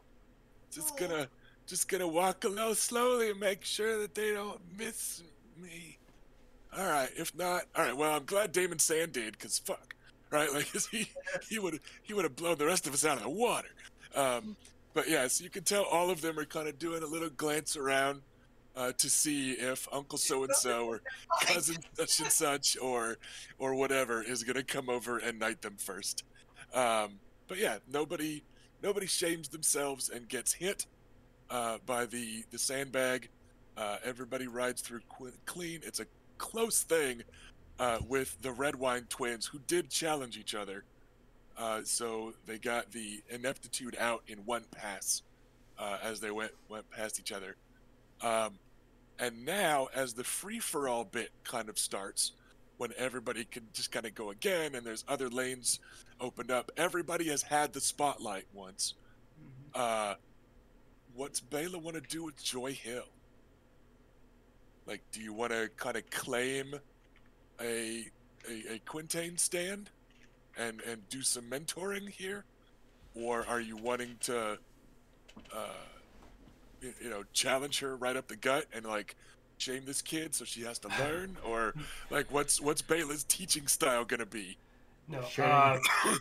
I was actually envisioning like closer to like the end of the day, just bringing her Okay. down, like after her duties are kind of done, and in a way that's like not part of the main part of the day, but let her do it in a place that's not going to be like putting her in front of everyone for something that she hasn't done before, Right. Okay. and being able to just like teach and guide through what's Sure. going to happen and that kind of stuff. Just with being a fierce warrior woman, I did not want to assume. I was like, maybe Bela rides her fucking horse up the stairs to the ramparts and spawn camps this noob. I don't know. Like, what's she doing here? Like, I don't know what the teaching method's gonna be. So all right. So yeah, then everybody kind of breaks off. Nobody's gonna beat this 30. It is the perfect roll of the day. So yeah, Sir Garland does not ride again either. He like made his statement, and then he's like, and Then I I'll let, retired. yeah, he's like, I let Loris ride more if he wants to. But that was it was a ton of fucking sixes to do that. So that ends kind of the first big event. Let's go ahead and take our break. And when we get back, we will move on to a couple other things. Or you guys can, ride some more if you wanted to challenge anybody and that sort of thing. But let's go ahead and get our break in at the end of the kind of first pass of the Quintain, which is kind of the most prestigious thing today. So let's get our break in midstream, and we'll be back in a couple minutes, everybody. All right.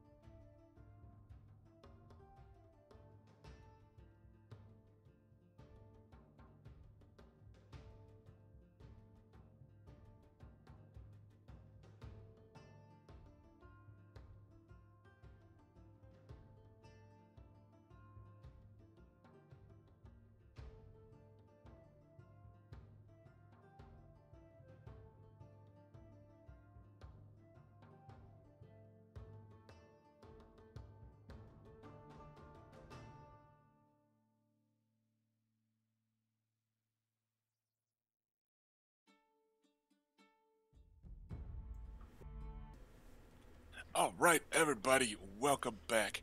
Hello, Uh, hello. I'm gonna do a quick sales pitch, real quick, since we just got back from break before we jump back in. And that's for Me Undies, which has Game of Thrones patterned stuff right now in their new set that they just started. And they are super cool and they are super comfy. And if you use the code that I just dropped in chat, you get 20% off.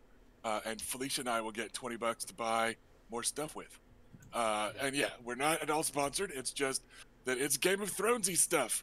And they just started this line like this month. And we just So- got them this week, so they're fresh in our brain. But they're pretty cool. And a lot of people watching the stream, in fact, all of them,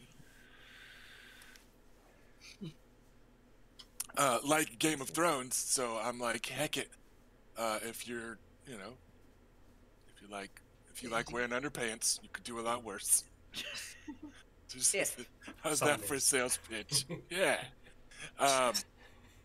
All right. With that, we are gonna jump back in it. Robert is fine. He said to start without him if he was not back in time.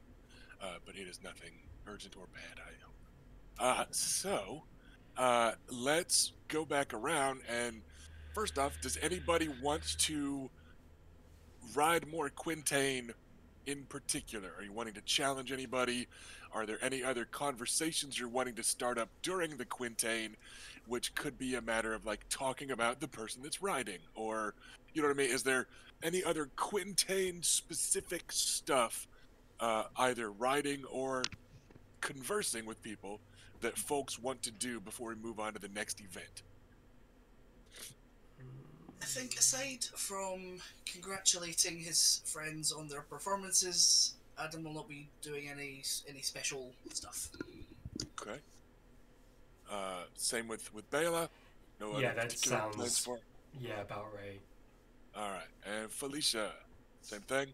All right, we will assume that the same is true of Luke, and we will move on. So riding through the rings and such is less competitive because it only measures like accuracy.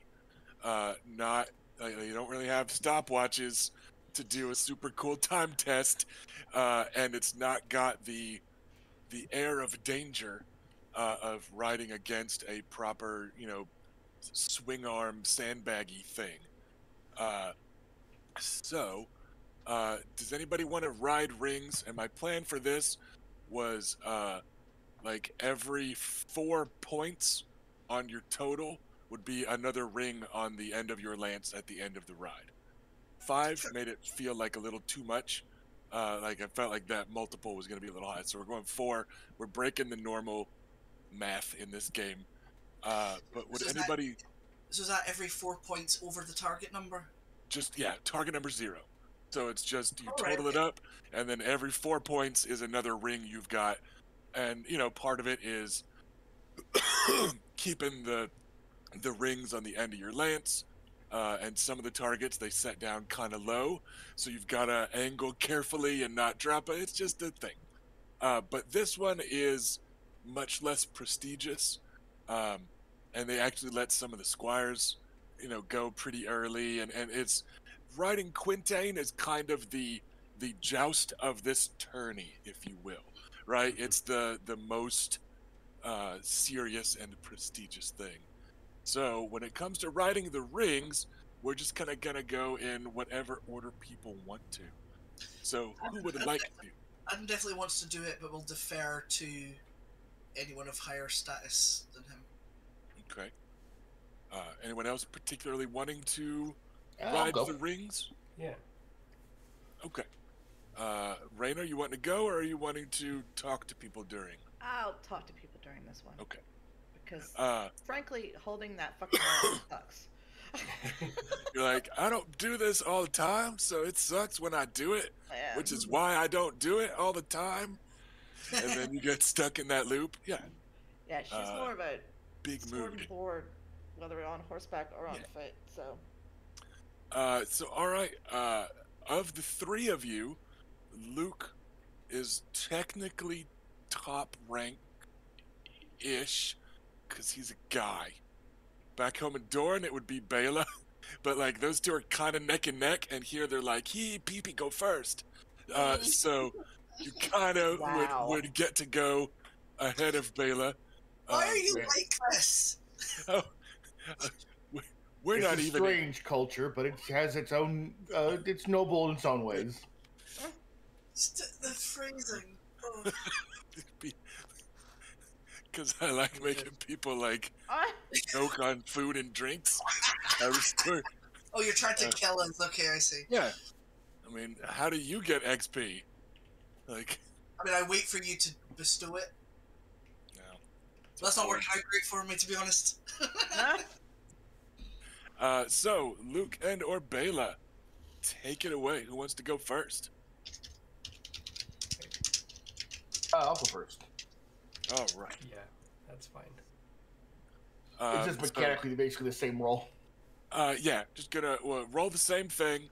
Let's say don't drop a die for a charge, but you're rolling fight plus spears plus animal handling, and then every 4 points of your total you get a ring. Is it the fighting -1 again? No, just fighting. Yeah, you're not gonna lose the die because this isn't that direct head-on charge kind of. And there's not there's isn't the same time sensitivity here. Yeah. It'd be better if I could roll more than 1/6, but I got 24. All right. So that will be 6 rings that Sir Lucaris is able to gather up and then also keep on the end of his lance while riding. So, all right. Bela, ready to give it a go? Yeah, I scored 1 fewer, a 23, and therefore 1 fewer ring as well. Yep. 5. Yep. So, You go first. not too shabby. No, it's just you have 1 additional die in fighting, so you kept 1 more die than me.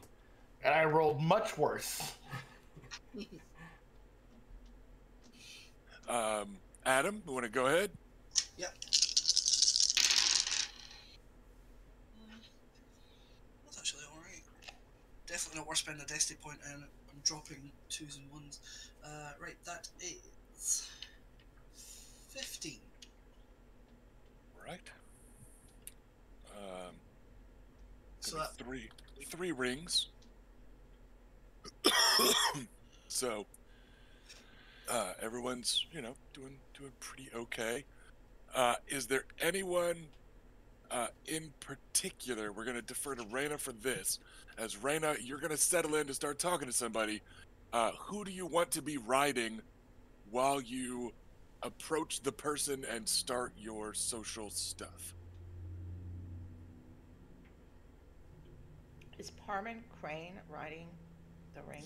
He will if you want him to, yes. He is a knight. It's kind of knightly. So yeah, it could be Parman. I want to talk to him. Okay. So Parman Crane is out here. Do you want to say he just finished and I can roll for him real Sure, quick? yeah. Roll for Okay. him. Give you an icebreaker. I'm just trying to kind of frame the conversation and give you a chance to 16, so you'll have 4 rings. So not too shabby for him. It's tied with Bela, for the record. I have 5 rings. All right. So yeah, 1 ring less than Luke at 6. There we go. Sorry, yeah, I just typoed on the thing. So yeah, 1 ring less than Bela, but not awful. So there's Sir Parman Crane. A lot of the ladies just turn and are looking over the ramparts, like when it's their husband or brother or son's turn. Like the ladies are kind of still gossipy up there, but they didn't all come walking out for this. Right. They have to stay above it all. Kind of. They are protected by chivalry. They're not expected to take part in it. So yeah, there's Parman. He has just finished. Somebody else is gonna ride, and Parman is available.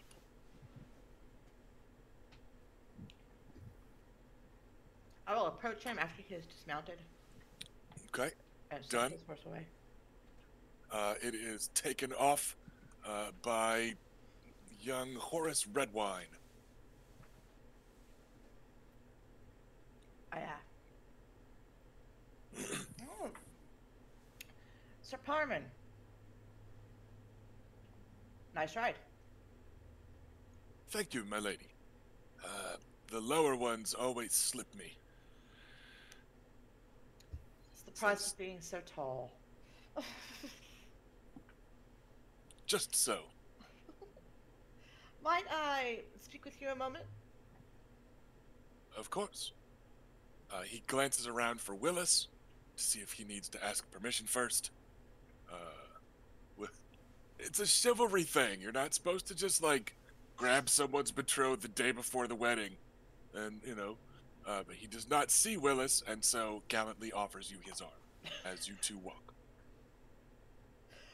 Rain is more of a I take his arm kind of person than waiting for it All to right. be offered. Just, So, he's doing it right. that's like He- her move. It's he just to has walk the- up and lick her arm with someone and tow them away. All right. Well, you see him glance about a bit initially for Willis, Okay. and then I'll let him. he is That makes me dragged. feel better. He is concerned about his status and reputation, Dice. So yeah. Um, I'm very glad that you chose to attend with Mary. You were Of course, both delightful. we were honored by the invitation and would not do the Highgarden the disservice of missing it, even if it were not you being wed. But as it is an allied house, we had every reason to attend. And it's not a terrible way to spend a week. Indeed not.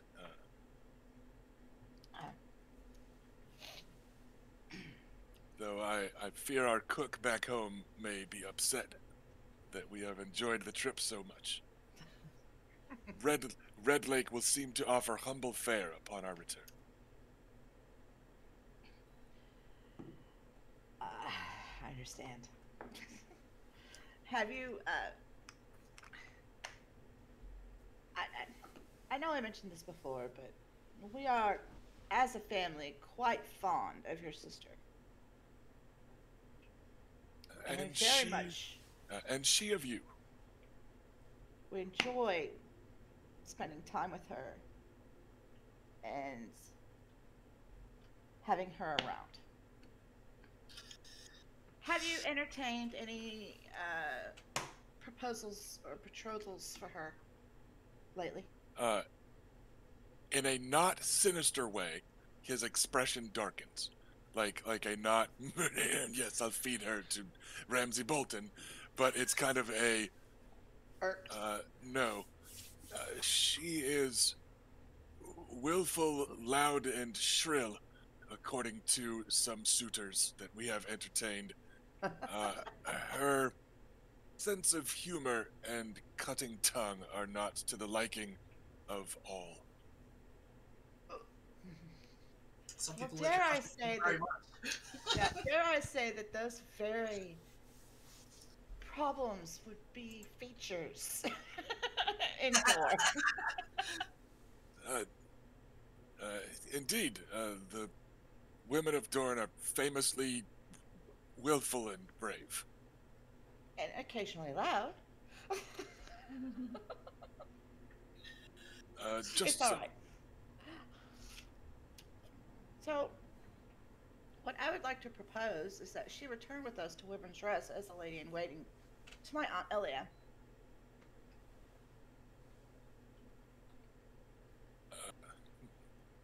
I have not spoken with your aunt, my lady, and so I must apologize if I am about to offend. The reputation that I have heard she has is not one for the gentler arts. Perhaps that is true. She is much more adept at this, at the Uh, ways of war, riding and archery, and doing what she wants when she wants. no doubt why she remains unwed. He nods. He nods knowingly. Oh, well, that may change as well in the near future, which is um, why I thought Mary might be a welcome influence at home. My sister is ill-suited to the task of teaching courtesies to women of the six realms, but I can see that perhaps in Dorne, she may be a fine tutor in such things. And Sir Parman, let's not discount the fact that she would be meeting and introduced to different men of who look for different things in their women than men of the North do. He frowns a bit. I think my father would mislike a marriage to a Dornishman for her. But, Wow, good news. yeah, he had an exception for the up-and-coming Nymerians, but, like, if some other Dornishman were to roll up and be like, I'm taking your daughter, yo, he'd be like, no, you're not. So yeah, he just says, I think my father may mislike a marriage to a Dornishman, but my father also would not see her age alone as your aunt has done. I will speak to him on this, and Mary, of course. Of course. She will not go where she is bidden go. She will go if and when she pleases. She actually reminds me of the other Elia in my family. Oh, Mary's much nicer. He furrows his brow a bit. The horse girl. She does as she wishes. And if you want her to do one thing, she's going to do the exact opposite. Well, It's not a bad thing to be willful. as you say, my lady. He knows better than to argue. Have you spoken with Meredith on this arrangement? I have not, Sir Parman. I wanted to speak with you before perhaps getting her hopes up. Well, if she is amenable to such work, he says skeptically, just because it's work at all. It's like if she is amenable to such work, I am certain that I could speak father into it, though perhaps some letter from the Stoneway would assist in that matter. Absolutely. Uh, You will have such a letter at hand before you leave Highgarden. that he see it as not some elaborate prank on her part. But yes, if Meredith agrees, I'm certain we could talk father around to the idea. And it could be that stretching her legs, as it were, would do her some good, seeing more of the world. And yes. It might free you up to find yourself a bride.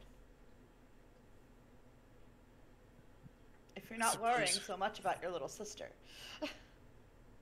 I suppose it might.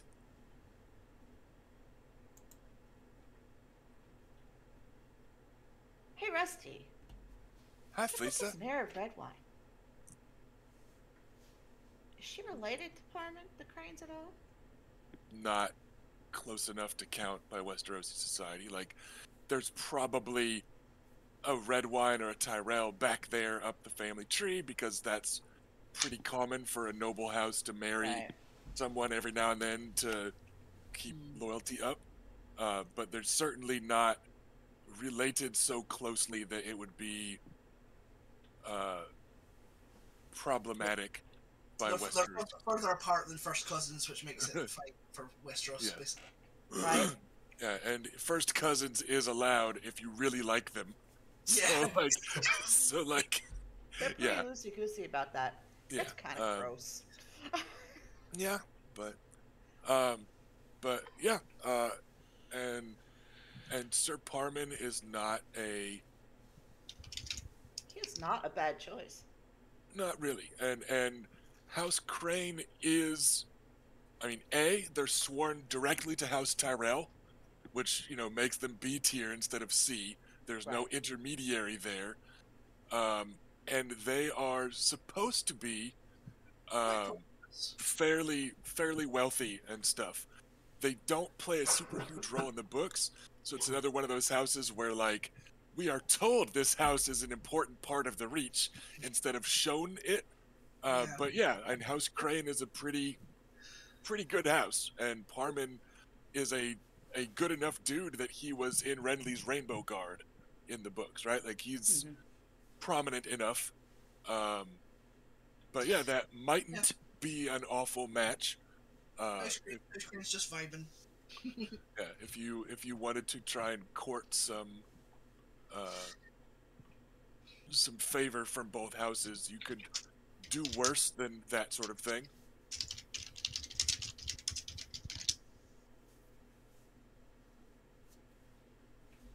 Yeah, I think favor of he's. I'm in favor of this match, definitely. I think since I don't have anyone for Desmara right now directly, Yeah, I think that's he might nice be and an perfect excellent neatly. choice. I think So he and Desmara would be a really good power couple too. those are wheels you could get a turning if Alright. you were so inclined. Well, thank you for your time. I appreciate you considering us and thinking about it at least. Of course, my lady. You honor us with the offer. I apologize if my trepidation comes across as an insult instead of caution. I simply would not wish my sister to insult the Warden of the Stoneway on accident or purpose.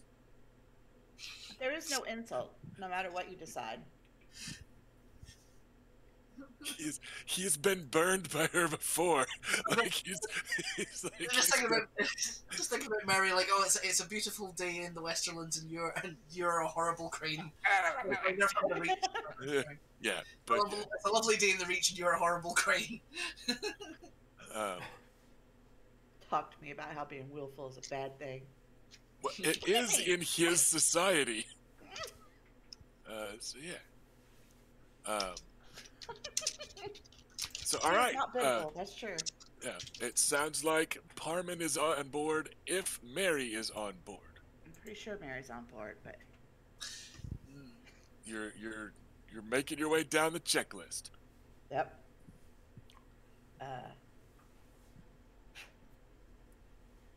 Serena. Got to do something about her. All right, what else are we doing out here athletically? These are people riding and catching rings on their lance. Little That's like woven wicker rings that are balanced on top of rods of varying height, and you That got to sounds ride good. by and spear them and catch a ring. I can chop them in half as I go by. Yeah, I was like, if I could be shooting arrows through these, I'd do way better. It would be unorthodox to go at it with another melee weapon, Uh-huh. but you probably could with a sword. Okay. No. Like Alysanne Mormont can't just ride through and knock them down with her axe, right? Oh, if 'Cause you put an part of- axe on a pole, Yeah, I mean, now it's a spear. because Yeah, 'cause part of the I mean, It's meant to be about good. catching it, about the precision. Yeah, That's, yeah, that's the thing. Is the game is catching them and carrying them to the finish. But yeah. you could probably do that with a sword. It wouldn't quite count as part of the competition because you've got a lot more control over it than a lance. But like, it would be a way to still kind of look cool. And you know, you guys are Dornish. Maybe the shit's different down there. They don't. Maybe you don't know any better. Like, Lucaris rides by and fucks every hoop as he goes. Like, it's just different customs in different places. Wow. Just What's wrong with you? Oh. That's my staff. yeah. Uh, I'm now just like Okay. now just imagining like crossing the finish line with them all Yeah. stacked. well, what do you guys think those fancy plate mail cod pieces were for? Yeah. That's For where you frightening the clergy. That's where you put your rings. Ugh. So I don't know what your next plan is, but like her next plan is to go find Willis again and like flirt a little bit, and then she'll go upstairs. Yeah, Willis has been out here watching, and he's you're pretty sure he's paying more attention to the horses than to the people, and he seems to be looking forward to the horse kind of obstacle course, because that's a good way for him to go, hey, I like that horse, I'm gonna go talk to this person and let my horse hump their horse, right? Like he's watching the cars, not the drivers, right? But he is still being personable enough and chatting with knights as they come by or whatnot. But yeah, he's, though not taking part, he's definitely paying attention to these. So yeah, he's right there. He's let's hold on you walking back to the women folk though. Yeah, that's fine. Let's I just go. wanted to give you a heads up so you know Yeah. how to flow. It's all good. Bela, anyone you're wanting to chat with? I had all this time and I couldn't come up with like a good plot one, so probably just conversations with Adam Bradington about like how we used to do this when I was like a wee young lass, and Yeah, and he'll and laugh. stuff And be like like, you still are. Don't just because Yeah. you've got will now, girl. You're hardly old and past your prime. no, I just meant more like I had bigger targets to point my lance at instead. Indeed. Imagine it's rather hard to miss the likes of Gregor. It was certainly easy to connect on that one. Certainly, And the rings top hit ones. back. Rings hit back not at all, and even a sandbag is, I'm certain, less than a tap from the mountain that rides. You are not Perhaps- wrong. Though perhaps a rock were the like. A big rock with a sharp point aiming straight for your head, I think. And he will give you a proud mentorly clap on the shoulder and go, you've done Dorn proud, you know. I'm certain your grandfather has not said so. Such words are bones in his throat, I think. But you've done well, and we are proud of you back home. Oh. Yeah, I think it was good to remind the rest of Westeros about the power of Dorne and our abilities, not to forget about us. Just so. Definitely. And he just goes back to kind of companionable sideline silence, and he'll occasionally comment on somebody's form, or whatever, Mm-hmm.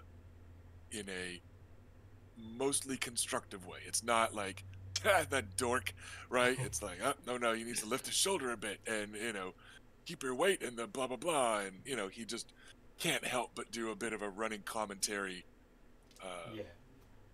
no, chime in with, one of the sayings that we used when we were young and learning. Almost like a nursery rhyme about it, but just like the thing you say about technique. It's like, I not making it up here on the spot, but presumably it existed. I was like, if you got one, let's go. All right. Always stab a Stormlander. See, joust's not decided by muscles and pounds. It's where you put your lance that counts. Yeah, I was thinking like technique ones, like sit accuracy over strength, high in the saddle, or you'll get hit by the sandbag paddle. Sure. I don't know. Putting me on the spot, and that's the quality you get. I love how everyone else on the stream is like, that's an awful rhyme for young children. It should be far more complex than that to be. So yeah, you guys just, kind of hang out for a bit, and let's have, real quick, Septon Jim is gonna ride. Oh. Because this is, all right. That's a 20. So he gets 5 rings. He's up there pretty well. So yeah, you guys just kind of hang out on the sidelines and discuss night stuff. So, Adam. Mm-hmm. Out to talk to anybody out here, or? And like I have some kind of people that are sort of casually in my list of people to sort of generally talk to, but I don't have like specific subjects to discuss necessarily, or at least not subjects that are like publicly discussable. So, as per usual, we're gonna say that you can get semi-privacy with anyone pretty easily. This is, I think even semi-privacy is not private enough for some of it. But yeah, depending on the person, you could get more privacy than that. It just might be harder. No, that's fine. I just want to check back about a thing from a couple of days ago when we went to the tailor's. I can't remember if little Robert was with us or if Adam would just be picking something for him, because Adam promised to get him an outfit for the wedding. So is that a thing we can say has been arranged? Yeah, he will be dressed appropriately in an outfit of Adam's choosing. Sure, I noticed that was on my list and I didn't want to leave it undone and then there'd be problems. Of Adam's choosing. Yeah.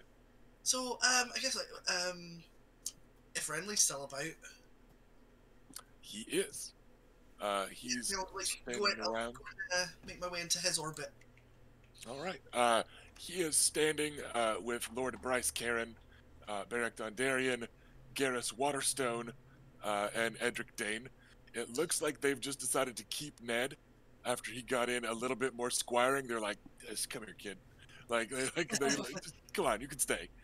So they're kind of letting him hang out with them instead of having to do squire work. So they're hanging out, and Loras Tyrell is there also as one of the premier knights. Garland has waved off their offer to hang out as the Quintain champion, and he is instead off and talking with his lady wife, with the women folk for a few moments. So yeah, you've got the gathered. I guess Ned's my in then because we're already friends. So yeah, I'll sort of enter the circle via him. Yeah. That's all just a group of people that I'm quite happy to be around anyway. And you get polite nods of greeting from everybody. And yeah, nobody strikes up a particular conversation with you, but if there's something you want to talk to one of them about, they are amenable. But if not, it's just going to kind of be chatting on the sidelines, making fun of, Red Ron at Connington's form, or kind of just poking at one of the other knights a little. Sure, sure. I suppose I don't have anything like specific to like ask anyone, but I would like to kind of be receptive to any information of interest, and I guess also particularly like kind of maybe want to get a read on Loris if he is like still quite distant, or if Adam's attempt to make inroads has done anything. Uh, It's Again, just observing. Adam's got a pretty high awareness score, so you might have noticed that Loris has been friendlier to your siblings today. Yeah. And that seems to be the case with you also. He does not, embrace you as a long lost brother as you enter the conversational circle. Um, but yeah, he will include you in conversations when chatting about other writers and stuff. Okay. He does not comment on the letter at all, but Well, he is just being. it would be embarrassing if he did. Yeah, honestly. you were. So Yeah, well, which doesn't necessarily mean he would never have done that, right? Like if he was pissed at you guys, he might have mentioned it in a yeah, some dickish way. But yeah, there's no jab coming at you about him saying, any knight is, skill with a lance matters more than skill with a quill, or right? Like there's no shitty Loris stuff coming at you yeah, no, about the that's fine. letter.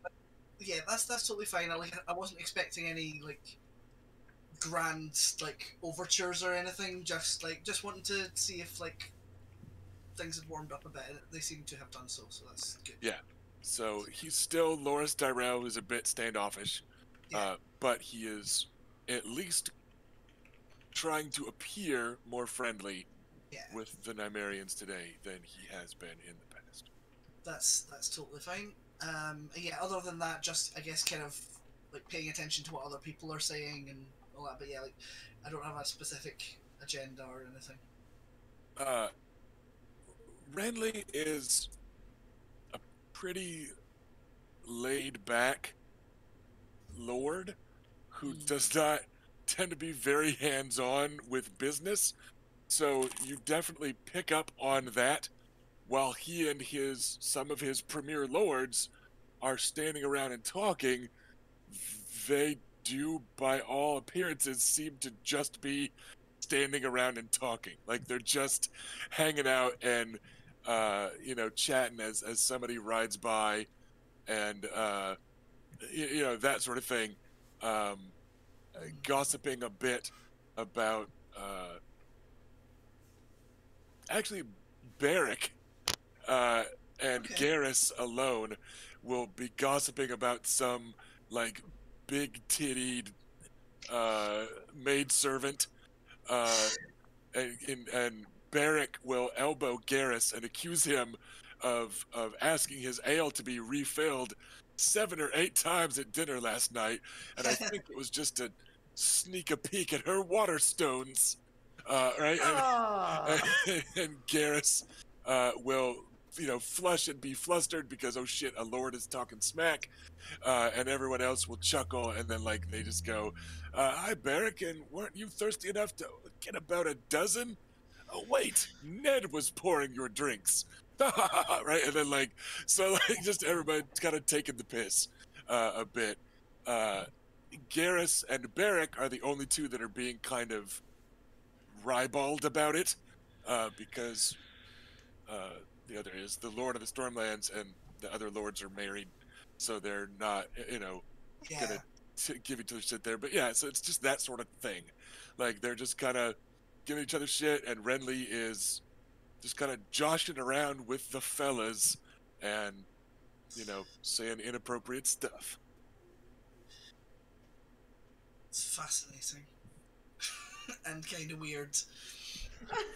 Adam's gonna find that profoundly strange, but obviously not gonna say anything. But he's just gonna be like, "This is fucking weird." So yeah, that's and Ned will share a pointed look with you, like right, like this is what they always like. He's like, I thought we were supposed to be learning stuff from these guys about how to run kingdoms. They like never talk about that shit. Like like like probably during a proper tourney, when these guys are hanging out, like Laura or like Renly will probably wager like I'm gonna knock your taxes up 2% next season if this guy loses, and right, like he's probably absolutely abusing the power differential and threatening the economy of the Stormlands, by wagering in inappropriate ways Oh, instead of leader ruler type of ways, because Renly just likes to act like one of the guys an awful lot. Um, I mean, it's and working at the front, to be honest. yeah, like it makes him more likable than a lot of lords of their realm.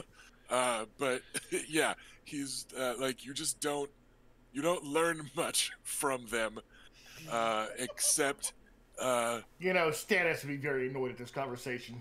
oh yeah, Oh, Stannis would be every minute of it. it would yeah. not be And happening. the thing that's really odd is like Adam's not a big fan of it either. So in a way, Adam's a bit more on side with Stannis. To be honest, he'd rather talk about something of consequence. Um, So whereas like, Renly, probably because of Stannis, Renly desperately avoids that. Right, like the master of laws of Westeros is just like, hey, I bet 5% of your next harvest that this kid biffs it on the rings, right? Like it's just so just so fucking around with the bros. yeah. So Adam's like, I mean, you think that they'd seen enough of such things to not need to talk about it a lot. The ones who talk about it a lot tend to not be getting very much of it. Well, if so, then I would never shut up about it. Well, I mean, you haven't for the last few days. I have so. Just I'm so. not when we've been talking about it. Yeah, sometimes you've been asleep. Sometimes you've been asleep. Mm. Good comeback. Yeah, I mean, like I Adam doesn't have a approve. mic. In fact, he's currently drugging himself to get some sleep. So like, it's not like it's like, if I answer honestly, that's just going to be a bummer. If we're not, well, if you don't feel like you're learning anything, we could go find someone else to talk to. We don't have to stay here. Well, like along with like, Adam's very much got the expression of the straights are not okay. This particular batch of straights is this particular type of okay, right? Like this is the socializing that they do. So he will give you a bit of a sidelong glance, be like, I am supposed to be seeing to the needs of all the guests this week. Mm, You might need something on your way to somewhere else. exactly. I should be ready. Mm-hmm. And then he like backs up a few steps, So tests the waters, and if I were to need to talk to someone here, who do you think it would be? Like, which is code for like, where do you want to go? he kind of stops and looks around.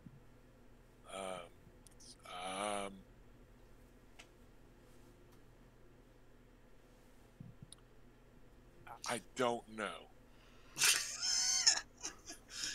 Because he's used to defaulting, because Barrack is also usually pretty cool to hang out with, right? So he's like, it's not the worst job in the world, but yeah, he's looking at it, he's like, we could go talk to the knights from the Vale and the Westerlands. There's not very many of them, and a lot of the other people aren't talking to them very much. Let's do that then. Let's make our way over. I just want them to arrive and have the knights feel like, did you see her tits? They were huge. Yeah. Adam is going to like politely excuse himself and like ask Lord Beric if he can borrow Ned for a little bit. Ned looks aghast at you drawing attention to your getaway. But yes, Beric just laughs. He goes, "Oh, fine, fine, but don't either of you lads get hurt. Or heartbroken," Renly toasts cheerfully. Well, we could not be safer here. So yeah, you guys are able to slip away. Well, from one of those. Yeah. And sure enough, you do see Robar and Albar Royce, which again are not related. They're two different races. Sir Uther Shet, Sir Lau Crakehall, Sir Davin Lannister, and Sir Damon Sand, who is no longer lingering several feet away. It looks like he's still not doing much of the talking because he's been taught to be wary about Northerners. But it's a fairly likable bunch. I'm just realizing like what Renly just like said there. Like, wait, he didn't mean anything by that, right? That was just a comment. Yeah. It's Renly. Who knows? It's fine. It's just like Adam's gonna think about that all day. Right? You're welcome. What does he know? I mean, well, when you yell about it, it's not. Well, I wasn't yelling, but anyway. So yeah, well, first approach Damon then and say, "Congratulations, Sir Damon, and well ridden." Thank you, Lord Adam. Just an unexpected honor this morning. I would have worn my nicer tunic. Oh, I wouldn't worry. I think that's the last thing that anyone is concerned with. I thought you knew that that my uncle had intended for you to be knighted. That didn't mean I got out of bed this morning expecting it. Ah, I see. I had thought perhaps your siblings and grandfather planned to wait until we returned to Dorne, or the like. I found the days slipping by in the distractions of Highgarden. My grandfather is the one who waits patiently for things. The rest of us go and get what we want. Well, in this case, your haste was much appreciated. You're going to be a credit to knighthood, I know it. It would seem the day belongs to Sir Garland, but it is not a poor knight to lose to. And you did not make that win easy for him. It feels at times that is the best we can hope against the Tyrells. Well, we are rather on their home turf. Quite. We have something of an advantage. And yeah, you get some kind of murmured agreement from everyone else of just like, yeah, that's our excuse, yeah. And nobody's like shamed themselves in this group. They're just like, yeah, that's why we lost, yeah. We should celebrate tonight. He raises his eyebrows hopefully. Perhaps a bottle of Nymerian Red? If that is what you desire, then yes. Though we should perhaps have a care not to have too many of them so we are not hungover at my sister's wedding.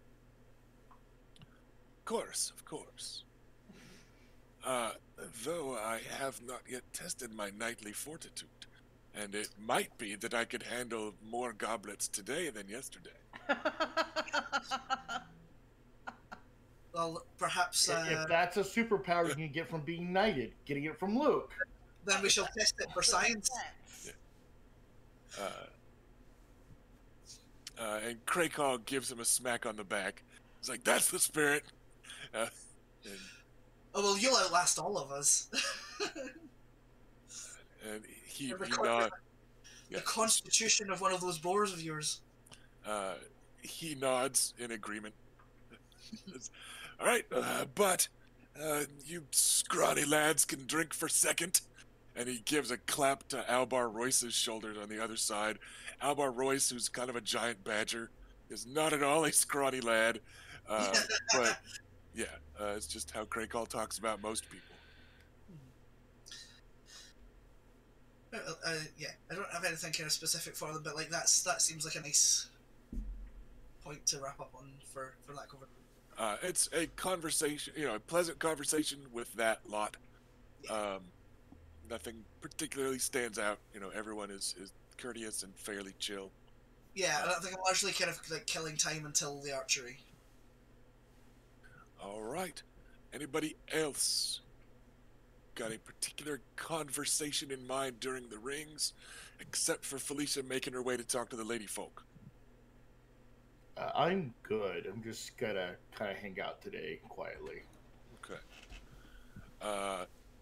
Hey, Felicia. It looks like Lord Garrus Waterstone is about to ride.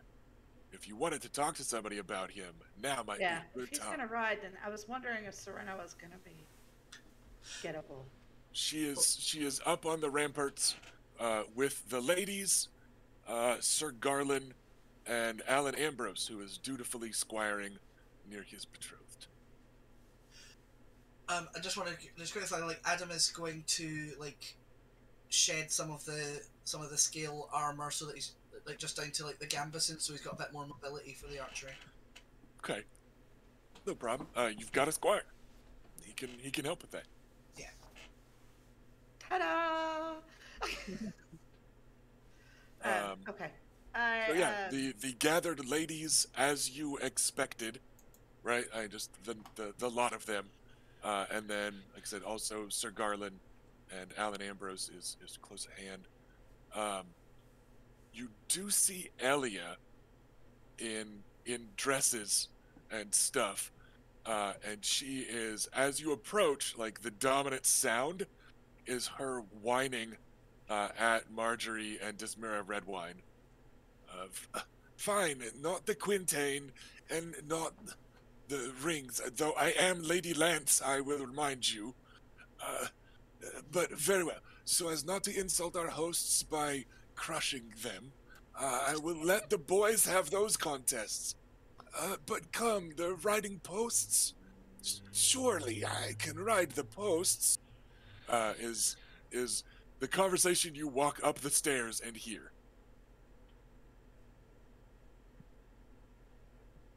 You don't have to step in. Good. It's just, yeah. You can, Good. okay. So yeah, that's what because I would really be tempted to let her ride the posts, because it's probably going to be squires and such. Yeah, you don't tend to do that sort of shit with the destrier, right? Like it tends to be the smaller horses and. Right. And I've got, she didn't. I don't know what kind of horse she showed up on, but I brought my Sandsteed. But anyway, because they're kind of designed for that. Yep. Their chassis is short.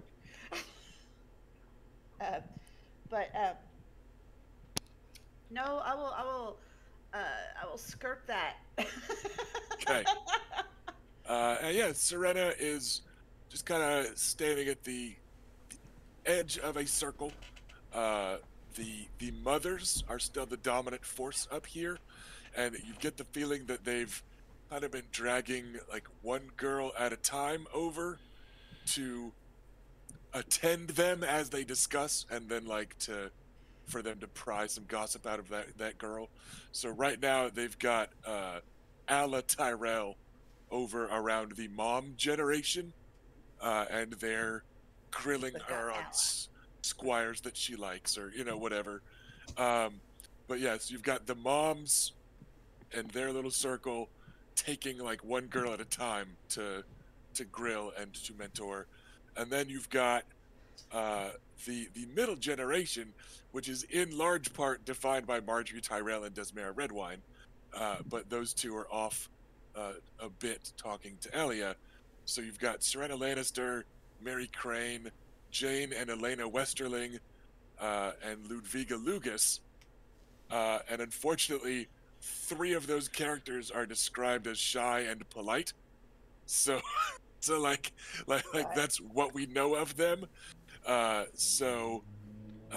you've got like Mega Tyrell, which I just always think is like the Super Tyrell, Yeah. right? But Ultron. she is, so she is being kind of loud alongside Mary, and Eleanor Tyrell is described as witty, and like so is Mary. So like those 3 are kind of dominating the conversation as you approach. Serena is about a half step outsider from being not related to anybody here, didn't grow up with all these people, and then the Westerling girls and Ludviga are all just being shy and are also a little outside-ish. So, yeah, it's Mary Crane kind of dominating the current conversation. Sorry, No problem. Just, I brought my keyboard over. so yeah, it's Mary Crane kind of dominating the current conversation with Eleanor and Mega Tyrell. And they're, laughing at jokes and talking about their favorite song. And, yeah. I will try and subtly cut my prey from the herd. As you do so, you hear Mary going, "Right, but if you weren't betrothed to Alan, like what if he died?" And then Eleanor's like, Eleanor's like, "Huh?" And then Nice. Mega's go like, over my shoulder as I'm taking Serena away. and Mary's like, "Fine, fine, fine. I mean, what if he was never born? Just if you weren't betrothed to Alan, which we know you are, Eleanor, then who?" Right? And it's like they're just talking about boys, or that sort of thing. So yeah, you get polite curtsies from all and sundry as you approach, and it's easy to get Serena several steps away, or farther if you want to be extra private, or I whatever. just want us to be able to look over and watch Garrus. Or sorry, was this Serena or Meredith that you were going for? Serena. Serena, okay. Because I knew you wanted to talk to both, so I just wanted to make sure I Told Mary to be nice. I'll come back for her. Okay. So yeah, you're able to guide Serena over to a spot where she can see. And what do you do or say? So, how are you enjoying the activities today? They are pleasant enough, my lady. I am not nearly so skilled in the chivalrous arts as you and your sister, or the average Dornish woman, I might say. But growing up where and how I did and with whom, it's impossible for us to not learn a bit of these games. Correct. I understand that. You have to be able to praise your husband, right? Like, you've got to be able to talk up your dad and your brothers. So they learn a little bit of it, just to... Well, there's our our newly Lord Garrus, Waterstone. So it is. He cuts a dashing figure, my lady. He very much does, actually. You're left with the impression she would have said that about whoever you pointed out. Like, I'm she's aware. Still just being polite. Yeah. Uber polite-ish. That's her. He was really quite, I don't know what the word would be here, but gobsmacked to be raised up to a lord this week. And who can blame him? Fortune, the Seven smiled on him for certain. Though from what I've heard, it was well deserved. He has earned it. He fought well and against the Vulture King. He definitely. and against his own lord when he was betrayed. He was. If I understood Lord Barrick's, he was Yes. several toasts in. Yes. Well, then we're lucky it was still such things that he was toasting. Uh, but he's honorable, and it shines through him. With I don't know, fairness, goodness.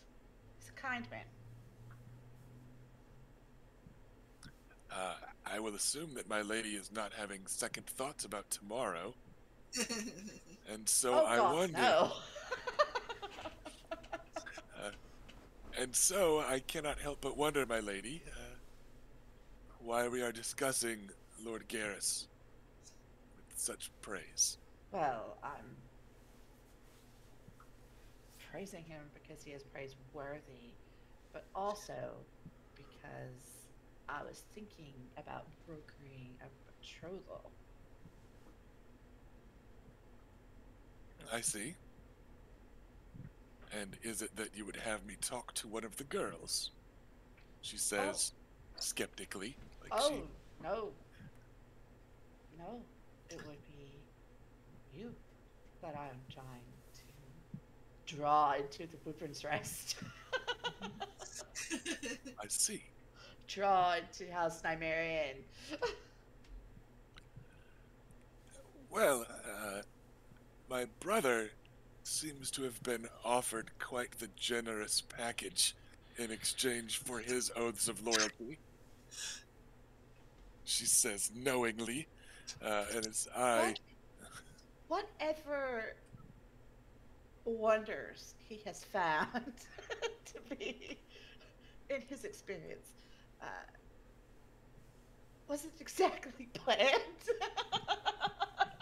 Happy little accident.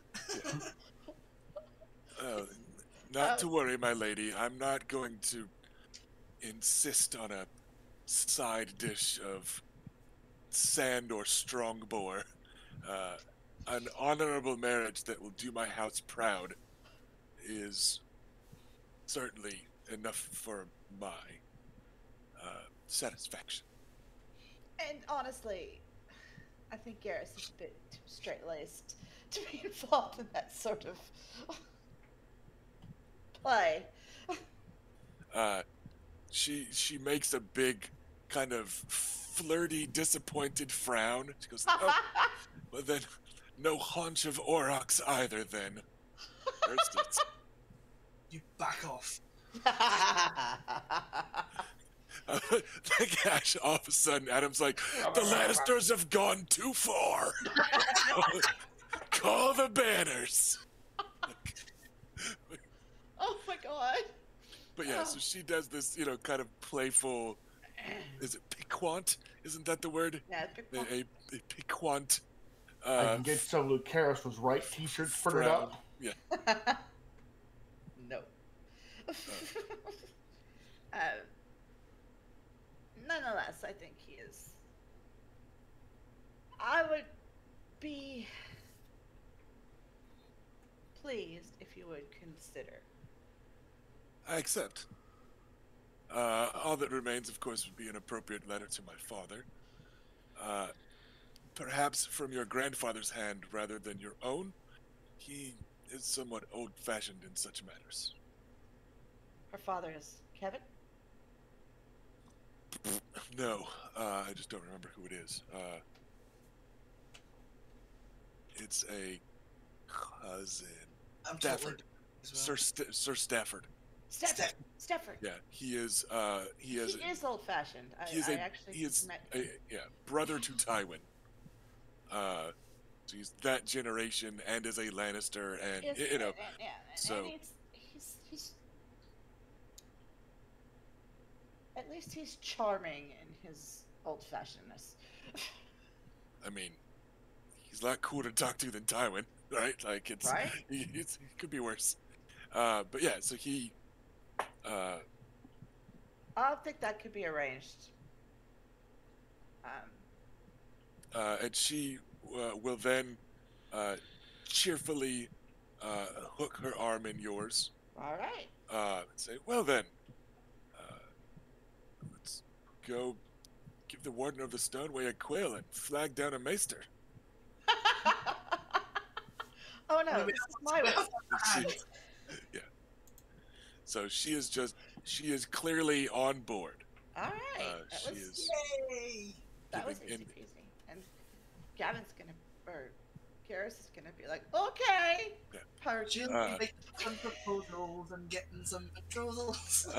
I have notes for what is acceptable for various betrothal offers for people, and hers is just not shaming the family, and like that's gonna be, Garrus is perfectly good for that, as a, you know, rising stock along with Nymerian stock, getting in on, the ground floor of a brand new house is certainly not going to shame her family. So yeah, she's Absolutely not. yeah. And she'll bring a very, very healthy dowry.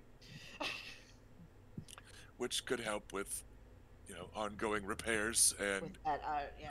adjusting to the loss of land and stuff like that. Yeah, so it is a solid match, and she is all for it. I'm thrilled.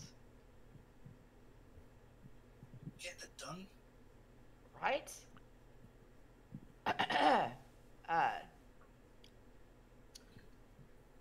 All right, I will be stuck up here for a little bit, and I'm gonna hope that the ladies don't pin me about last night. You do get a little bit of teasing from them. Ooh. Jana is like, "Oh, it's a shame that you missed the dance, Lorena." Oh, it is a shame, but it was worth it. I was spooching my boyfriend. She gives you a salacious smirk. She says, "I can't help but notice that only Willis was limping this morning, though. Oh! So you." I'm They're so as bad glad as I they was get. grateful when you said that. She says it in a perfectly normal way, right? So that unless people are listening, they don't know, right? They're just doing that thing where if I say things in a civil fashion, no one pays attention It to just us. slides by. Yeah. Yeah, that's what you got. No, but only Willis was limping this morning. And then the lady Bethany Rowan gives you an evil grin and says, "So, still going to wear white then?" Or, I some wasn't other planning on wearing white in the first place. some other similar joke about having your maidenhead, yada yada yada yada. Okay, So it's that just thing's long gone. the old married ladies being naughty at the book club. All right, well, let them be naughty and enjoy The themselves. wine aunts. And, Yeah. But yeah, so you get a little bit of that kind of scandalous chatter, and gentle teasing in a reminiscent way, right? Like, I remember, the week before my wedding and sneaking off, and it's that sort of matronly teasing, not anything cruel or right. inappropriate. Alisane Bulwer blushes a bit because she did go for a walk in a garden and it did not end that way. It was Hey, she got to no don't bases. say it in that judgy way. Yeah, I just was, that very, I was very forthright with her. right. And it's just that she did not. She got to It's no like- base. It's But my she's walk was a walk. Yeah. So she's and a pleasant talk. she's clearly a little scandalized by the other ladies talking used to it, openly kid. of flirty things. What else? Yeah, you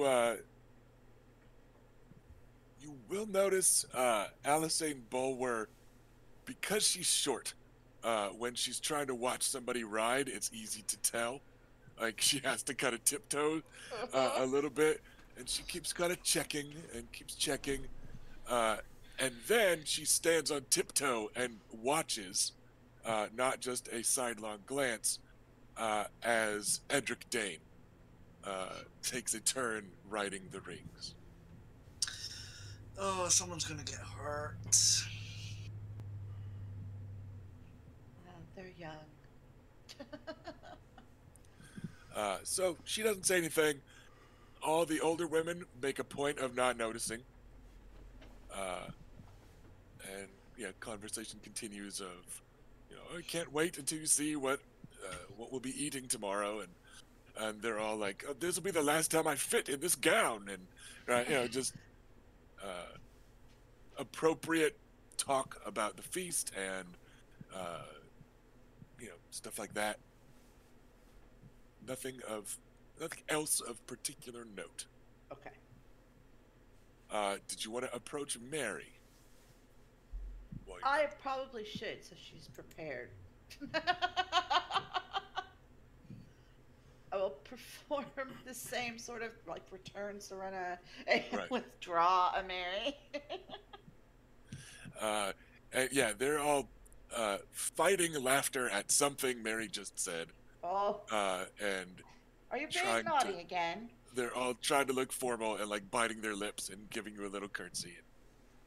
She says, "Of course not. Of course not." I'm shocked that you could say that with a straight face. I had only just commented that you and Lord Willis seem to have missed the dance last evening, and the Lady Olena and your Lord Grandfather seem to be missing the entire day's events. And then everyone's like scandalized, giggling, and What you mean to say is, congratulations?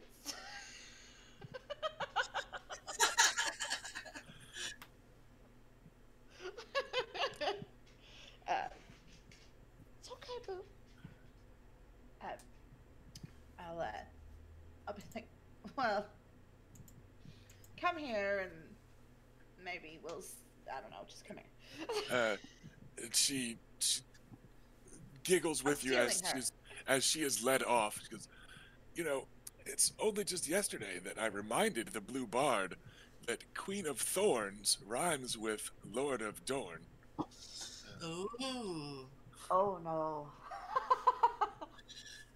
Well, I know what Well- we're going to be hearing later on. Let's keep that And she, between you and me she- and the blue she bar. says, stone might be too hard to be pricked, but it could certainly do some pricking. Lord, I only hope that they're having a good time.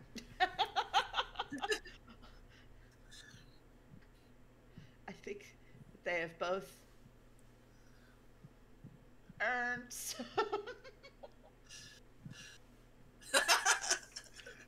And yeah, she gives you a very faux formal curtsy. It says, I look forward to a party sometime next year to welcome your new aunt or uncle to the family. Wow. You're a bad person, Mary. Yeah. Absolutely terrible. Right? Well, you seem to have grown quite affectionate with my family, including my old aunt. The one I already have.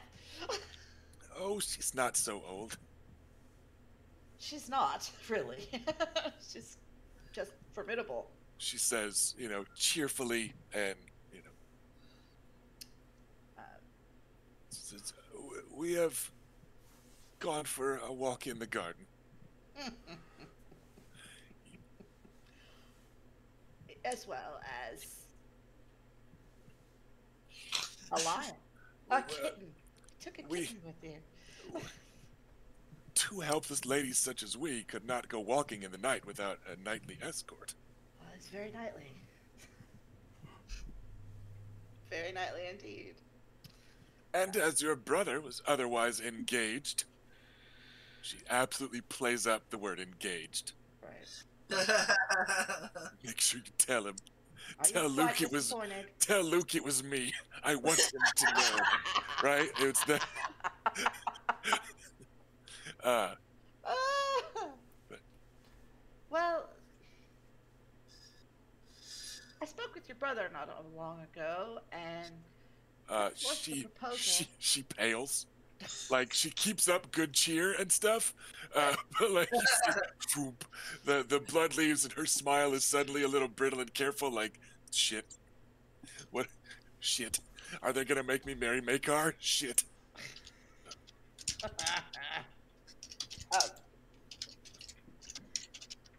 Okay, so blah, blah, blah. I talked to your brother earlier, um, and I proposed to him that you might return with us to Dorne, to Women's Rest, and serve as a lady in waiting to my Aunt Elia, who is soon to be wed.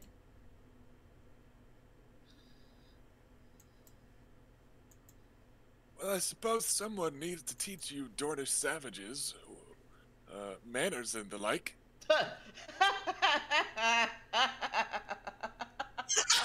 Oh, it's an in-character laugh. And then she kind of is that what you told Parman I'd be doing? I did, I think, insinuate that, but I don't expect you to be doing that. No. I rather expect you'll be doing whatever you want.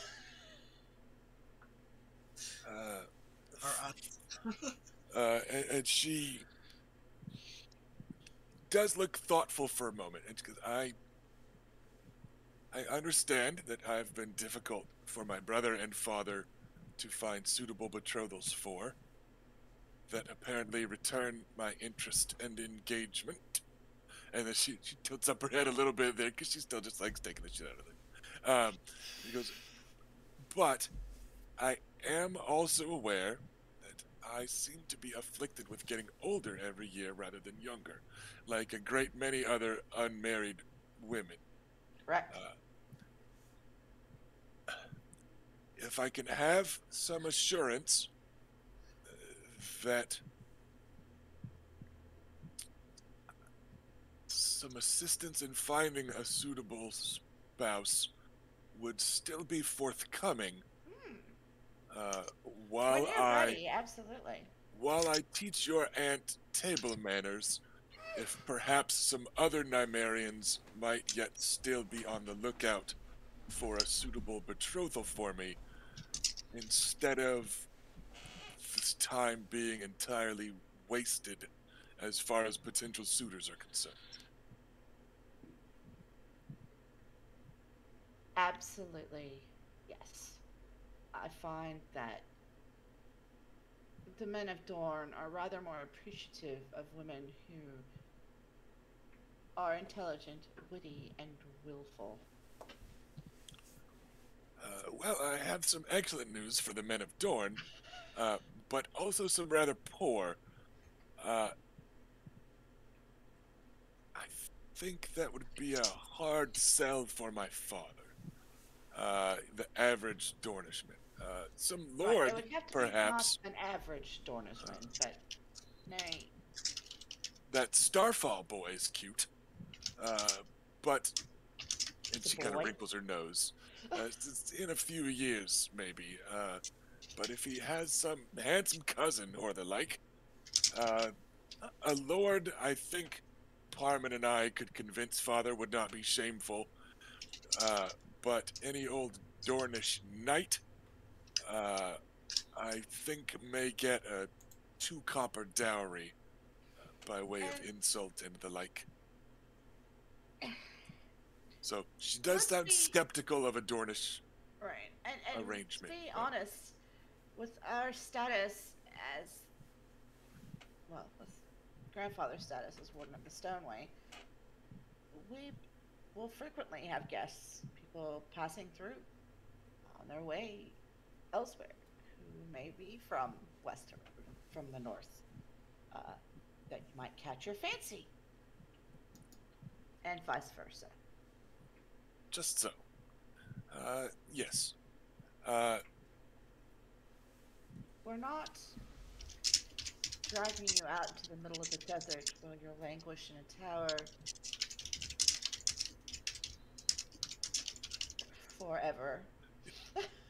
I was thinking in a pile of oily limbs. and she just nods. Just so. Just so. And you'd spoken with Parman on this, and he agreed. He said that he believes that as long as the letter comes from my grandfather, that that it could definitely it could happen. He's in favor. That would be best, I think.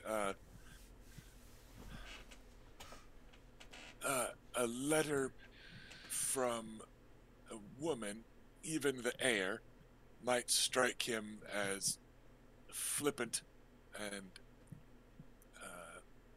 untrustworthy. But a letter sent with the seal of the Warden of the Stoneway would be proof that I am on my way to serve your house and will shame neither Wyvern's Rest nor Red Lake in the doing.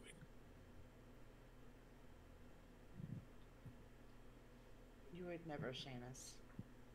Oh, I could. Just I didn't say you could not. I said you Not a would. challenge. Yes. Challenge accepted. It's like, she's like, got it. Fuck Willis on the way home. Quest accept. Click. Yeah. But yeah. So she just gives a naughty grin, and you know. But yeah, sounds like she's I want on my board. XP, my goal. Yeah, sounds like she is on board as well. Again, just need to get that letter from a grown-up, by which I mean an adult. Manager. By which I mean a man. Yeah. Go talk to the old supervisor. So, yeah, that sounds fairly settled then. Are Luke and Adam still not talking? Have I seen them avoiding so they're still... Adam has been tactfully avoiding Luke so as not to cause another argument, and Luke has asked Adam to apologise, so I guess they're not. Okay. Okay. Let's, Guess I'll leave that alone. all right. Let's go with the riding through posts then. Anybody that wants to ride may do so. It's going to be animal handling with the riding specialty. And again, it's not super graded because they don't have like a stopwatch to see who makes it in the best time type of thing, and it's not formally a contest. It's just kind of, you know, how good do I look doing the thing? Yeah. Adam wants to keep doing things, so he's going to do it. All right. Yep. So animal handling plus ride specialty. And let's go. Oh, Bailey will also do it for fun. All right. I will sit this event out. 16. Too bad. I don't know. Yeah, I'll ride. I also have a 16. Okay. 15. I dropped a 1, Shabby. which is nice. I guess.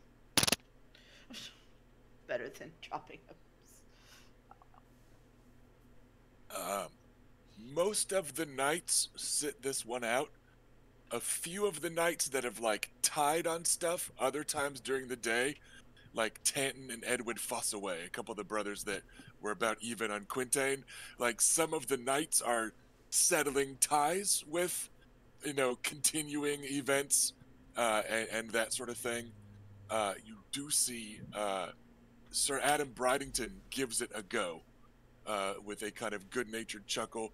He and his horse are a little big for this sort of thing, but he does not shame the house. He ended up with a 16, which not a great roll for him, but like he's an old guy, just getting back out there. A lot of squires go, partially because the knights aren't, so like it's open to them. Um, and then there is, in fact, a flurry of skirts atop a black filly as Elia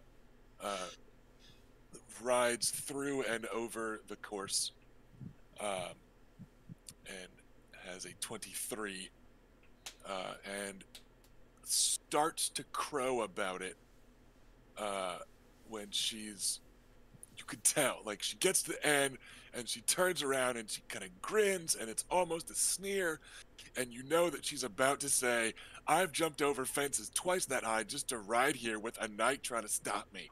And right? Like she's getting ready to talk shit about their horse riding course. Like, you guys suck. Jousting is just in a straight line because you guys can only do that, right? Like she's fucking ready to spit some fire, and she twists in the saddle, and then just and just kind of turns and trots off instead. So she minds her manners a bit. She does not gloat and spit venom at your hosts, but she does do her best to show people up because she wanted to. Yeah, I think most of the knights, Balin's gonna give it a go because Bela did, and that's pretty sure that that's entirely why. I love how much this guy he is. Yeah, so he will rattle. He got a 15. Just not too shabby. He will. That's what I got. Yeah. He will talk Red Run at Connington into going, which Bela knows is them settling an old a wager that they made during your last visit in the Stormlands. They were talking shit at each other a bit. Unfortunately, he also got a 15, so it remains disputed. Yes, which of them is the better rider stays an argument. There's a full kept die difference between them, but no, they're both getting 15s. These dice sometimes, man. That's probably gonna be about it. Actually, let's have Ned go. Ned will go. And little Robert will ride. You're my best boy, Robert. Little Robert gets an 11, which is Good. not awful. Good for him. And Ned gets a 15. So Barrick feels like he doesn't have to ride because his squire just tied his two buddies. So, like, be unfair if Barrick went out there himself now. So, yeah, it's definitely kind of winding down. Each event has been less and less competitive, and it's become more of a social thing, which is exactly what fucking Highgarden wanted right before a wedding, right? Like, people are mingling. And here, by the end of the day, you do notice that the knights and the lords are mingling a little bit more. Like, they definitely started the day in little insular-ish knots. But when half the knights are cheering on Balin and the other half are cheering on Connington, those lines blur, right? And you get two different crowds instead of 5 different crowds, right? So as they are, going, and yeah, Ned is absolutely the best squire that rides. He had about 3 more points than any of the other squires. Um, so, and then, that's another way that people kind of split because they're cheering on different families and whatever. So, it's getting more and more kind of relaxed and social later in the day as the events get less directly martial. It's becoming more of a social thing. Any particular conversating here during the kind of uh, equine agility course portion of today's broadcast? Or do we want to move on to the archer? I'm good to move on. Um, Uh, I'm good to move on too. Good. I'll have But Erica, after Robert? this, quick nod of approval towards Elia as she caught herself before sneering and stuff, and say, well rode, good job. She will smile brightly down at you. She's still staying on her horse in case anybody challenges her again, but she's not picking that fight and saying, "I'm still on my horse in case any of you challenge me," right? She's just she's ready.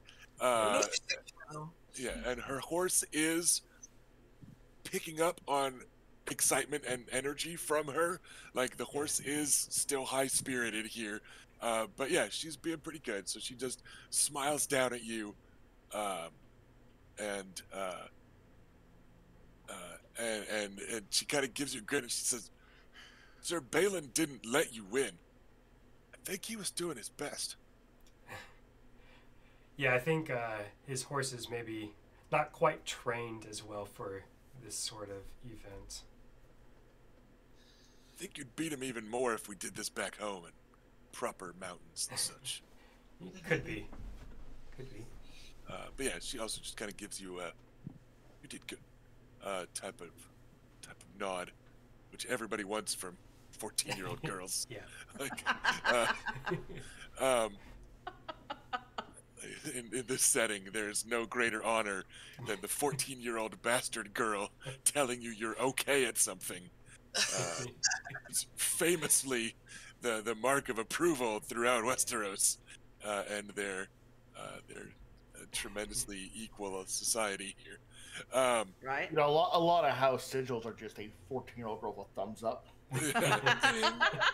Yeah, it's about the best you can get. Anything from Luke?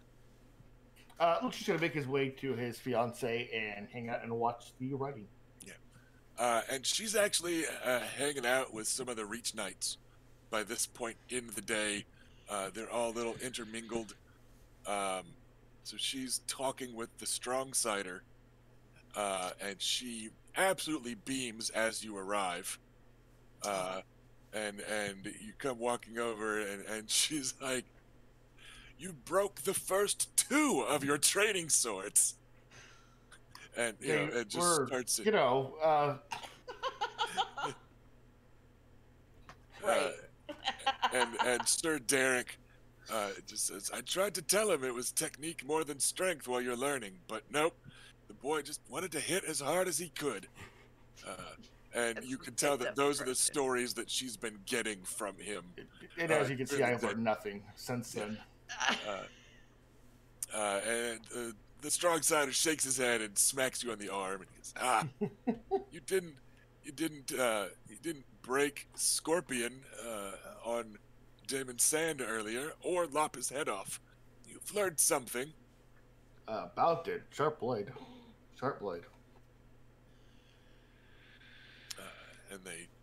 But yeah, he gives you he does not say he's proud of you. Again, you got that earlier. He was done. He said it once. You're never hearing it again. But he does give you that, paternal-ish look of, "Yeah, you have gotten better. I've just been arming your betrothed against you because it's funny." It meant a lot to me too, knight him on behalf of Oberon. So It meant more to him, I'm sure.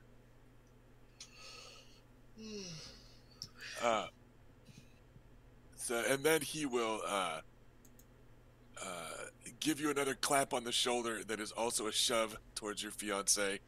And he goes, "Da, we did our best to make a good man of him, and he does the name Lucaris proud." Lucas tried to hold back blushing as much as possible. Aww. And then he kind of stomps off a bit after throwing you at your betrothed. They were poor quality swords. They weren't.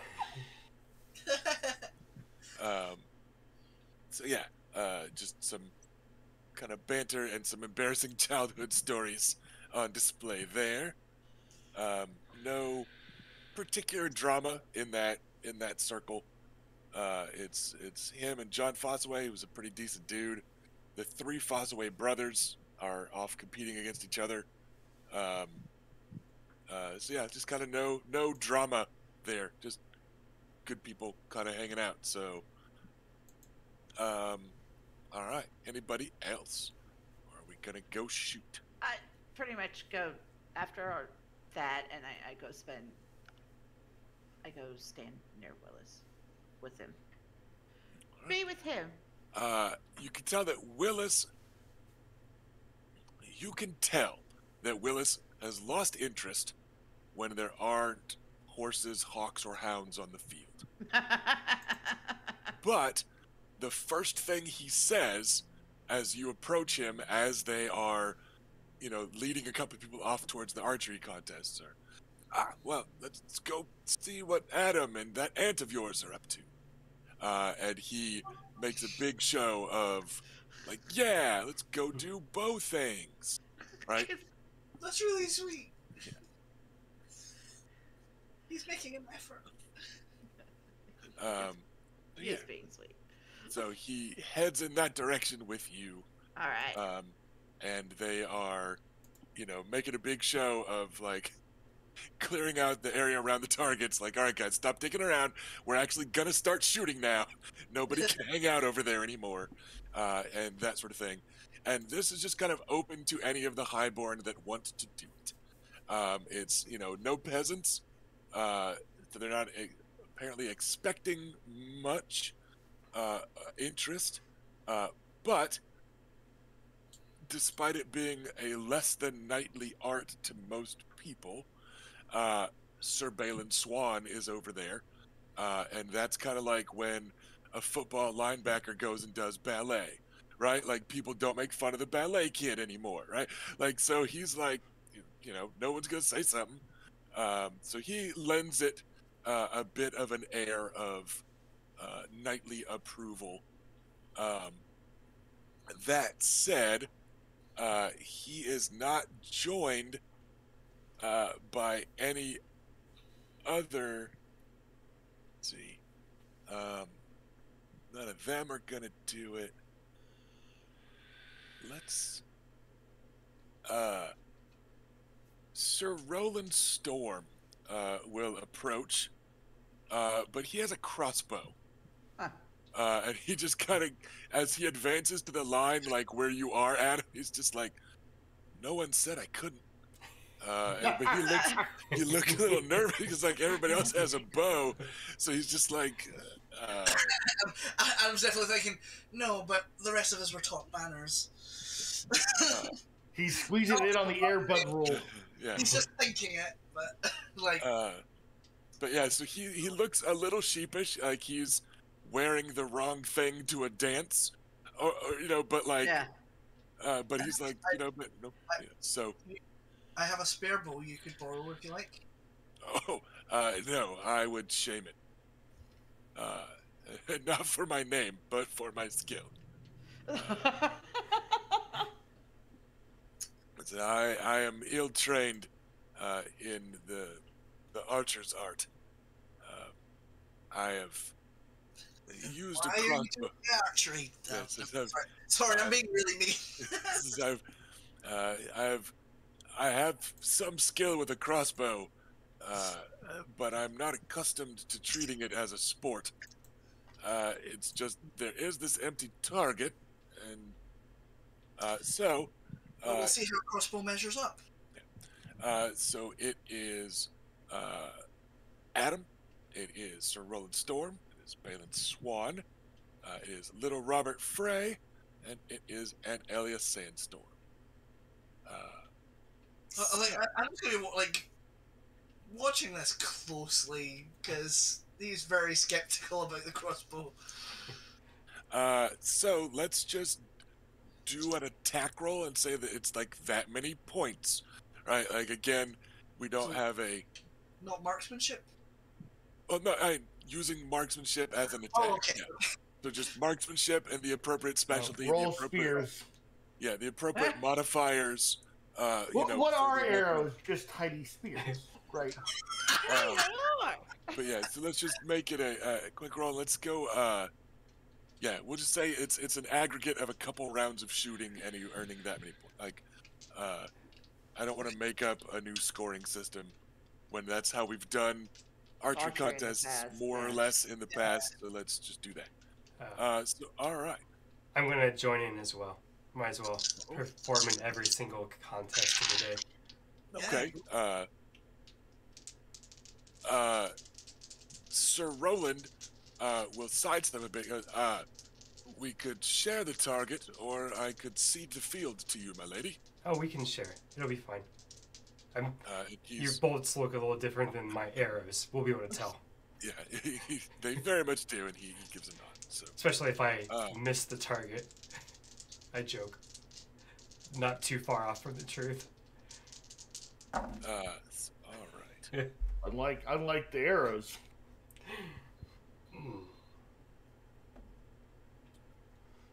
We are under average here.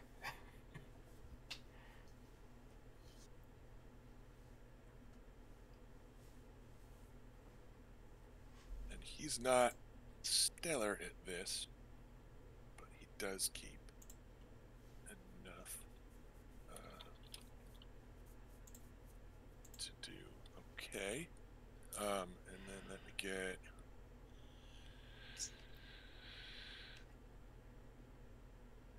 Balin Swan, who rolls a lot of fours here, but second.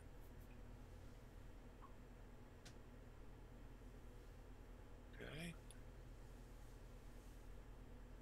And then no. Aunt Elia. Aunt Elia, no.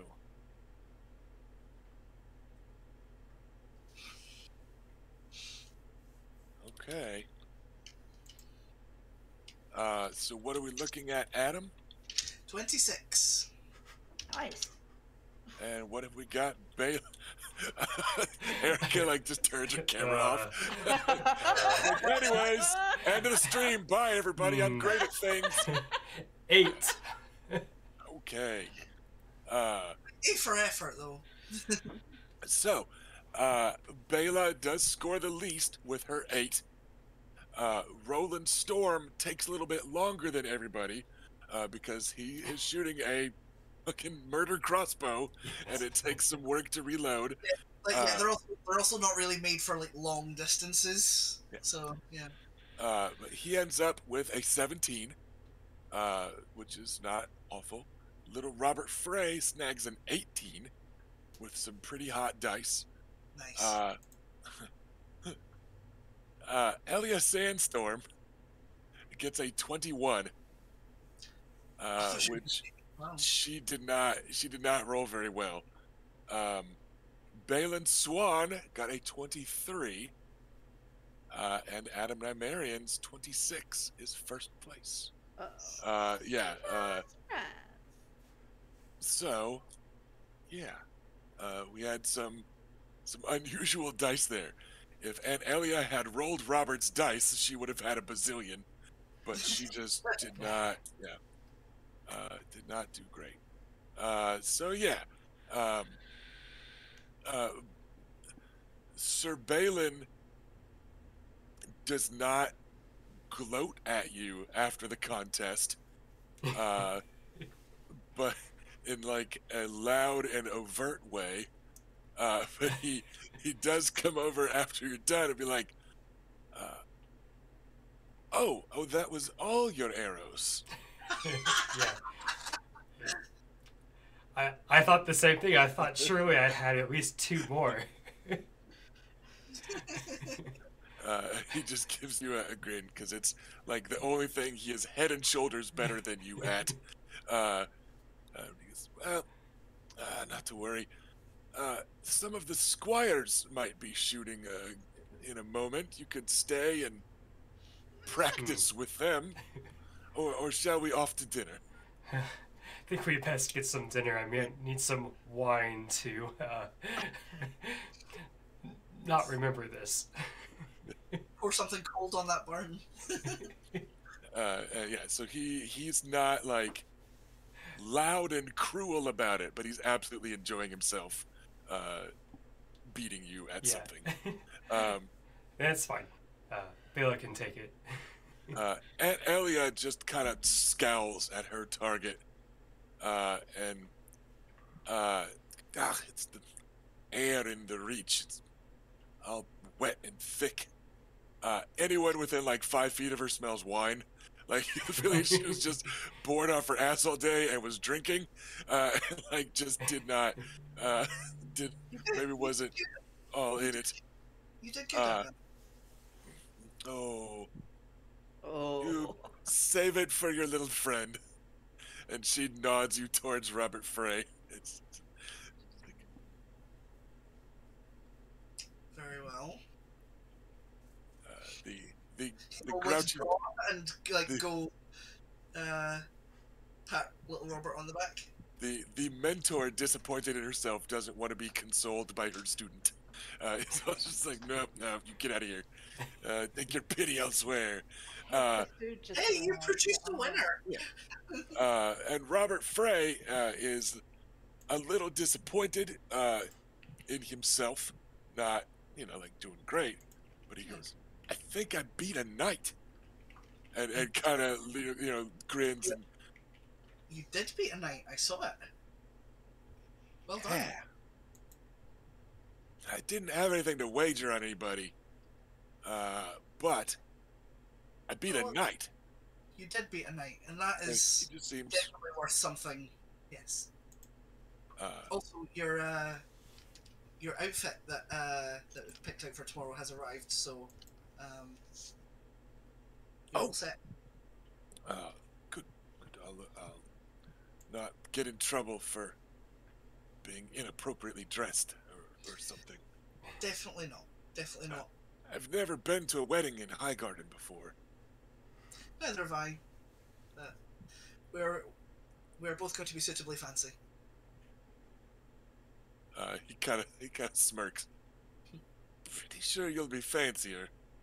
I said suitably, by which I mean suitably for each of us.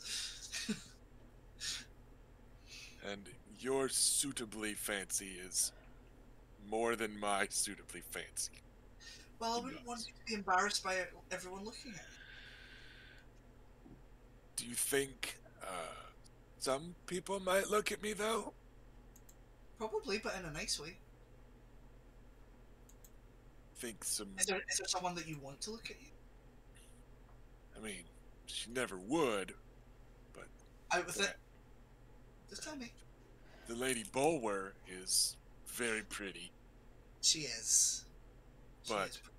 I mean, everyone's kind of pretty here.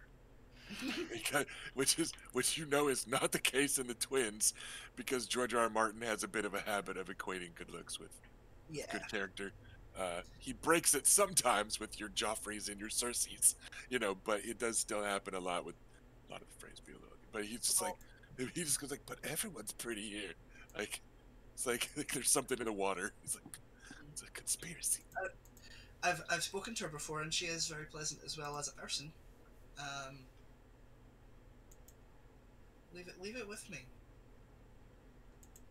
I'm sure I can get her to look at you. Sorry, I have a boatie coming in. Gotta stop to love on her. So yeah, he looks shy and a little embarrassed about the whole thing. Because also with the phrase, there is one lord and like 87 not lords, right? Yeah. So it's like thinking of, a lady of a house, he doesn't realize that's because her rest of her whole fucking family's dead.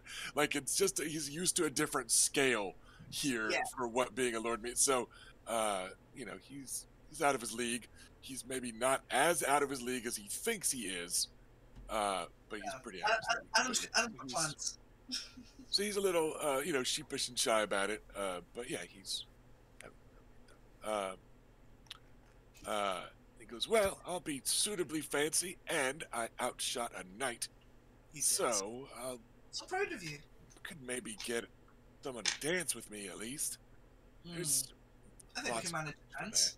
Can't wait. Can you dance? I think so. We're going to practice before dinner.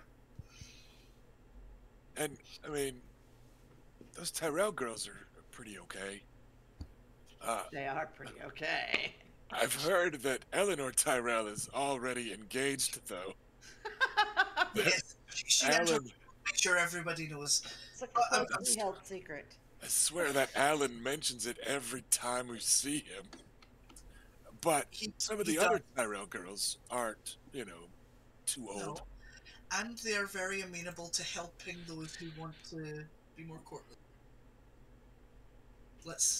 We shall make allies of them, and we will get you dancing in a way that will please Lady Allison. He sounds satisfied enough with that to sound not terrified at the moment. Adam's going to go have a word with Marjorie when he gets a chance. All right. NPC-wise, here towards the end of the day, none of you ever notice Nathan Lugas talk to the Lady Iris of House Caron. You do see him talk to Lord Bryce Caron. Dude!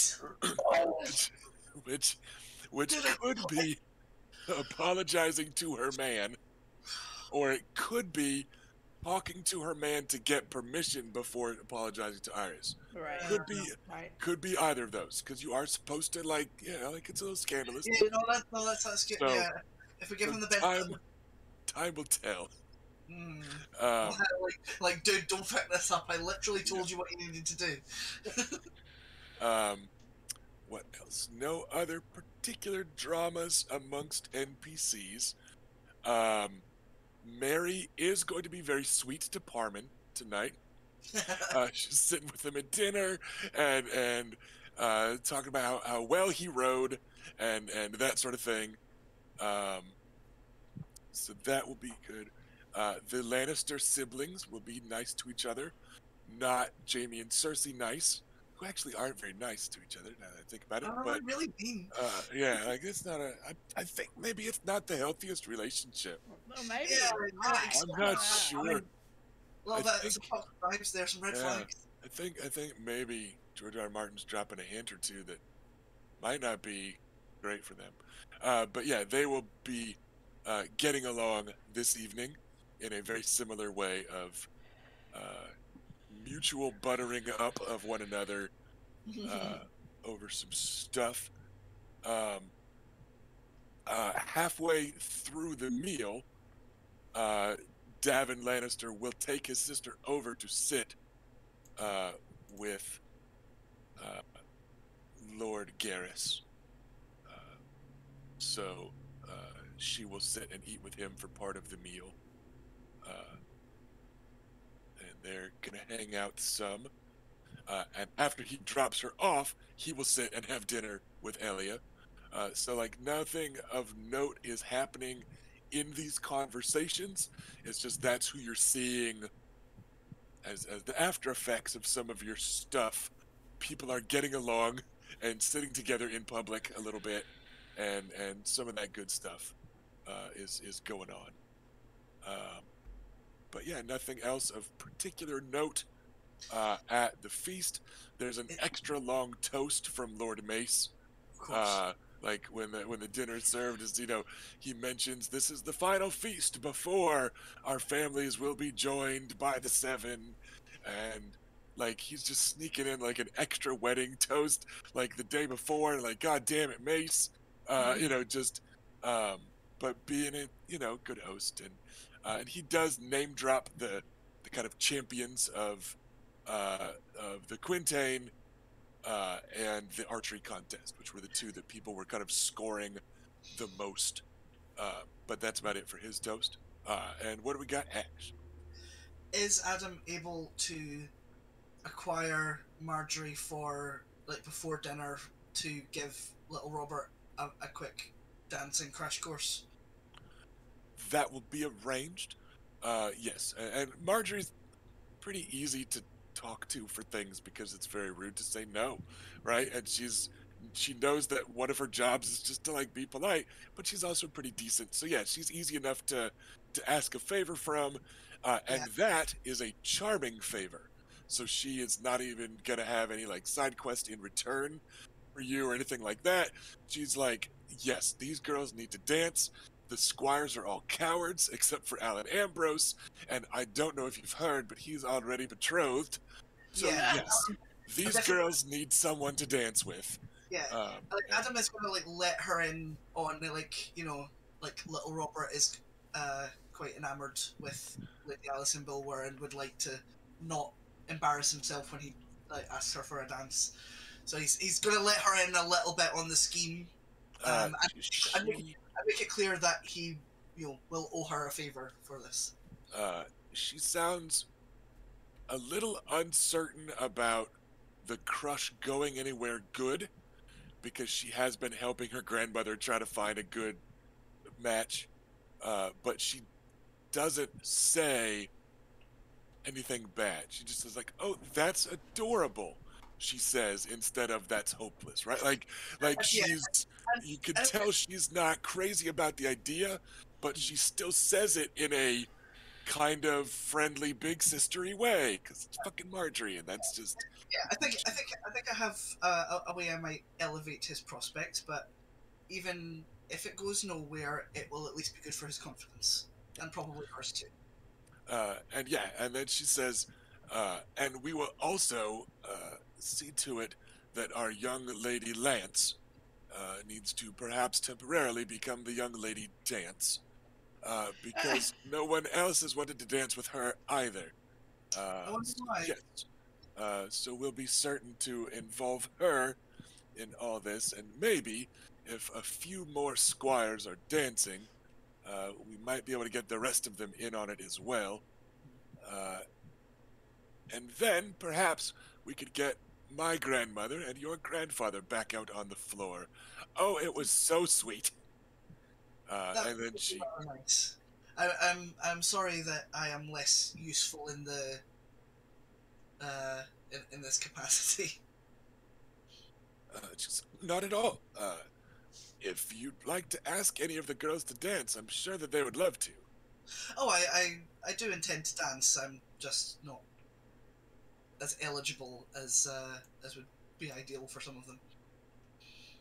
But you are young and handsome, and so it's a way to get all these other young and handsome young men jealous and to get them out dancing so that these girls will go a bit less crazy.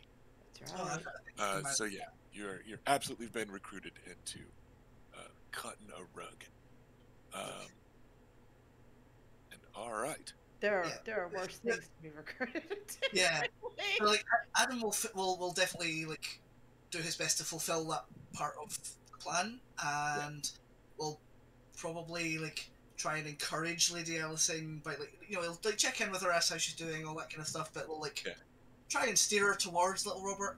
And yeah, like at some point going to be drinking with Sir Damon Sand. But yeah, that's his plans for the evening. All right. Yeah, everything will go swimmingly, and we will be back in 2 weeks' time, ladies and gentlemen, Okay. Westerosi of all ages, for the big fire. So everybody get ready with those awareness dice and some athletics tests to escape. Big because- fire. What? What? Yeah, we planned it. Sorry, I didn't mean to show my hand there. Yeah, Highgarden's burned down. Sorry. Oh no! Yeah, we're just gonna make some rolls to see who escapes and who doesn't. And now that we know, Normal shit. now we know little Robert's gonna be tired from dancing all evening, so like he's a goner for sure. But we will be back in 2 weeks' time for the wedding of the season, and yeah, we will be kicking off with the wedding morning and some wedding day jittery talking roleplay type of stuff, and yeah, then we're gonna have a wedding and a feast. So 2 weeks from now, on episode 69 of A Sea of Spears, Nice. yeah, Willis and Reyna will have their honeymoon. So Well, you have to have the wedding first. yeah, Wedding first. yeah. You think Felicia's gonna let me end that episode without a fade to black? Like, we'll be here till 8 o'clock at night if it means ending the feast and those two getting carried off in chairs. Like, yeah. So yeah, we'll see everybody back here in a couple of weeks. Hope that you've been enjoying the kind of culmination of the wedding arc. This is the weddingest of the wedding arc. Because we got this, and then we also have Luke's wedding as a Dornish treat upon everyone's return home. So I'm hoping everyone's been enjoying this wedding arc. I know it's been a little bit light on combat. The mountain that combats notwithstanding, I feel like we've still had plenty of good I feel that light. drama. Yeah, right? Like there's only one scene, but oh my god, it sucked. So hopefully everyone's still been having a good time during all of this, and all this stuff's important in Westeros, and it's fun to roleplay out. So thank you for joining us, everybody. I hope to see you all back here in a couple of weeks, and yeah, have a good couple weeks in the meantime. Bye. everybody. Bye.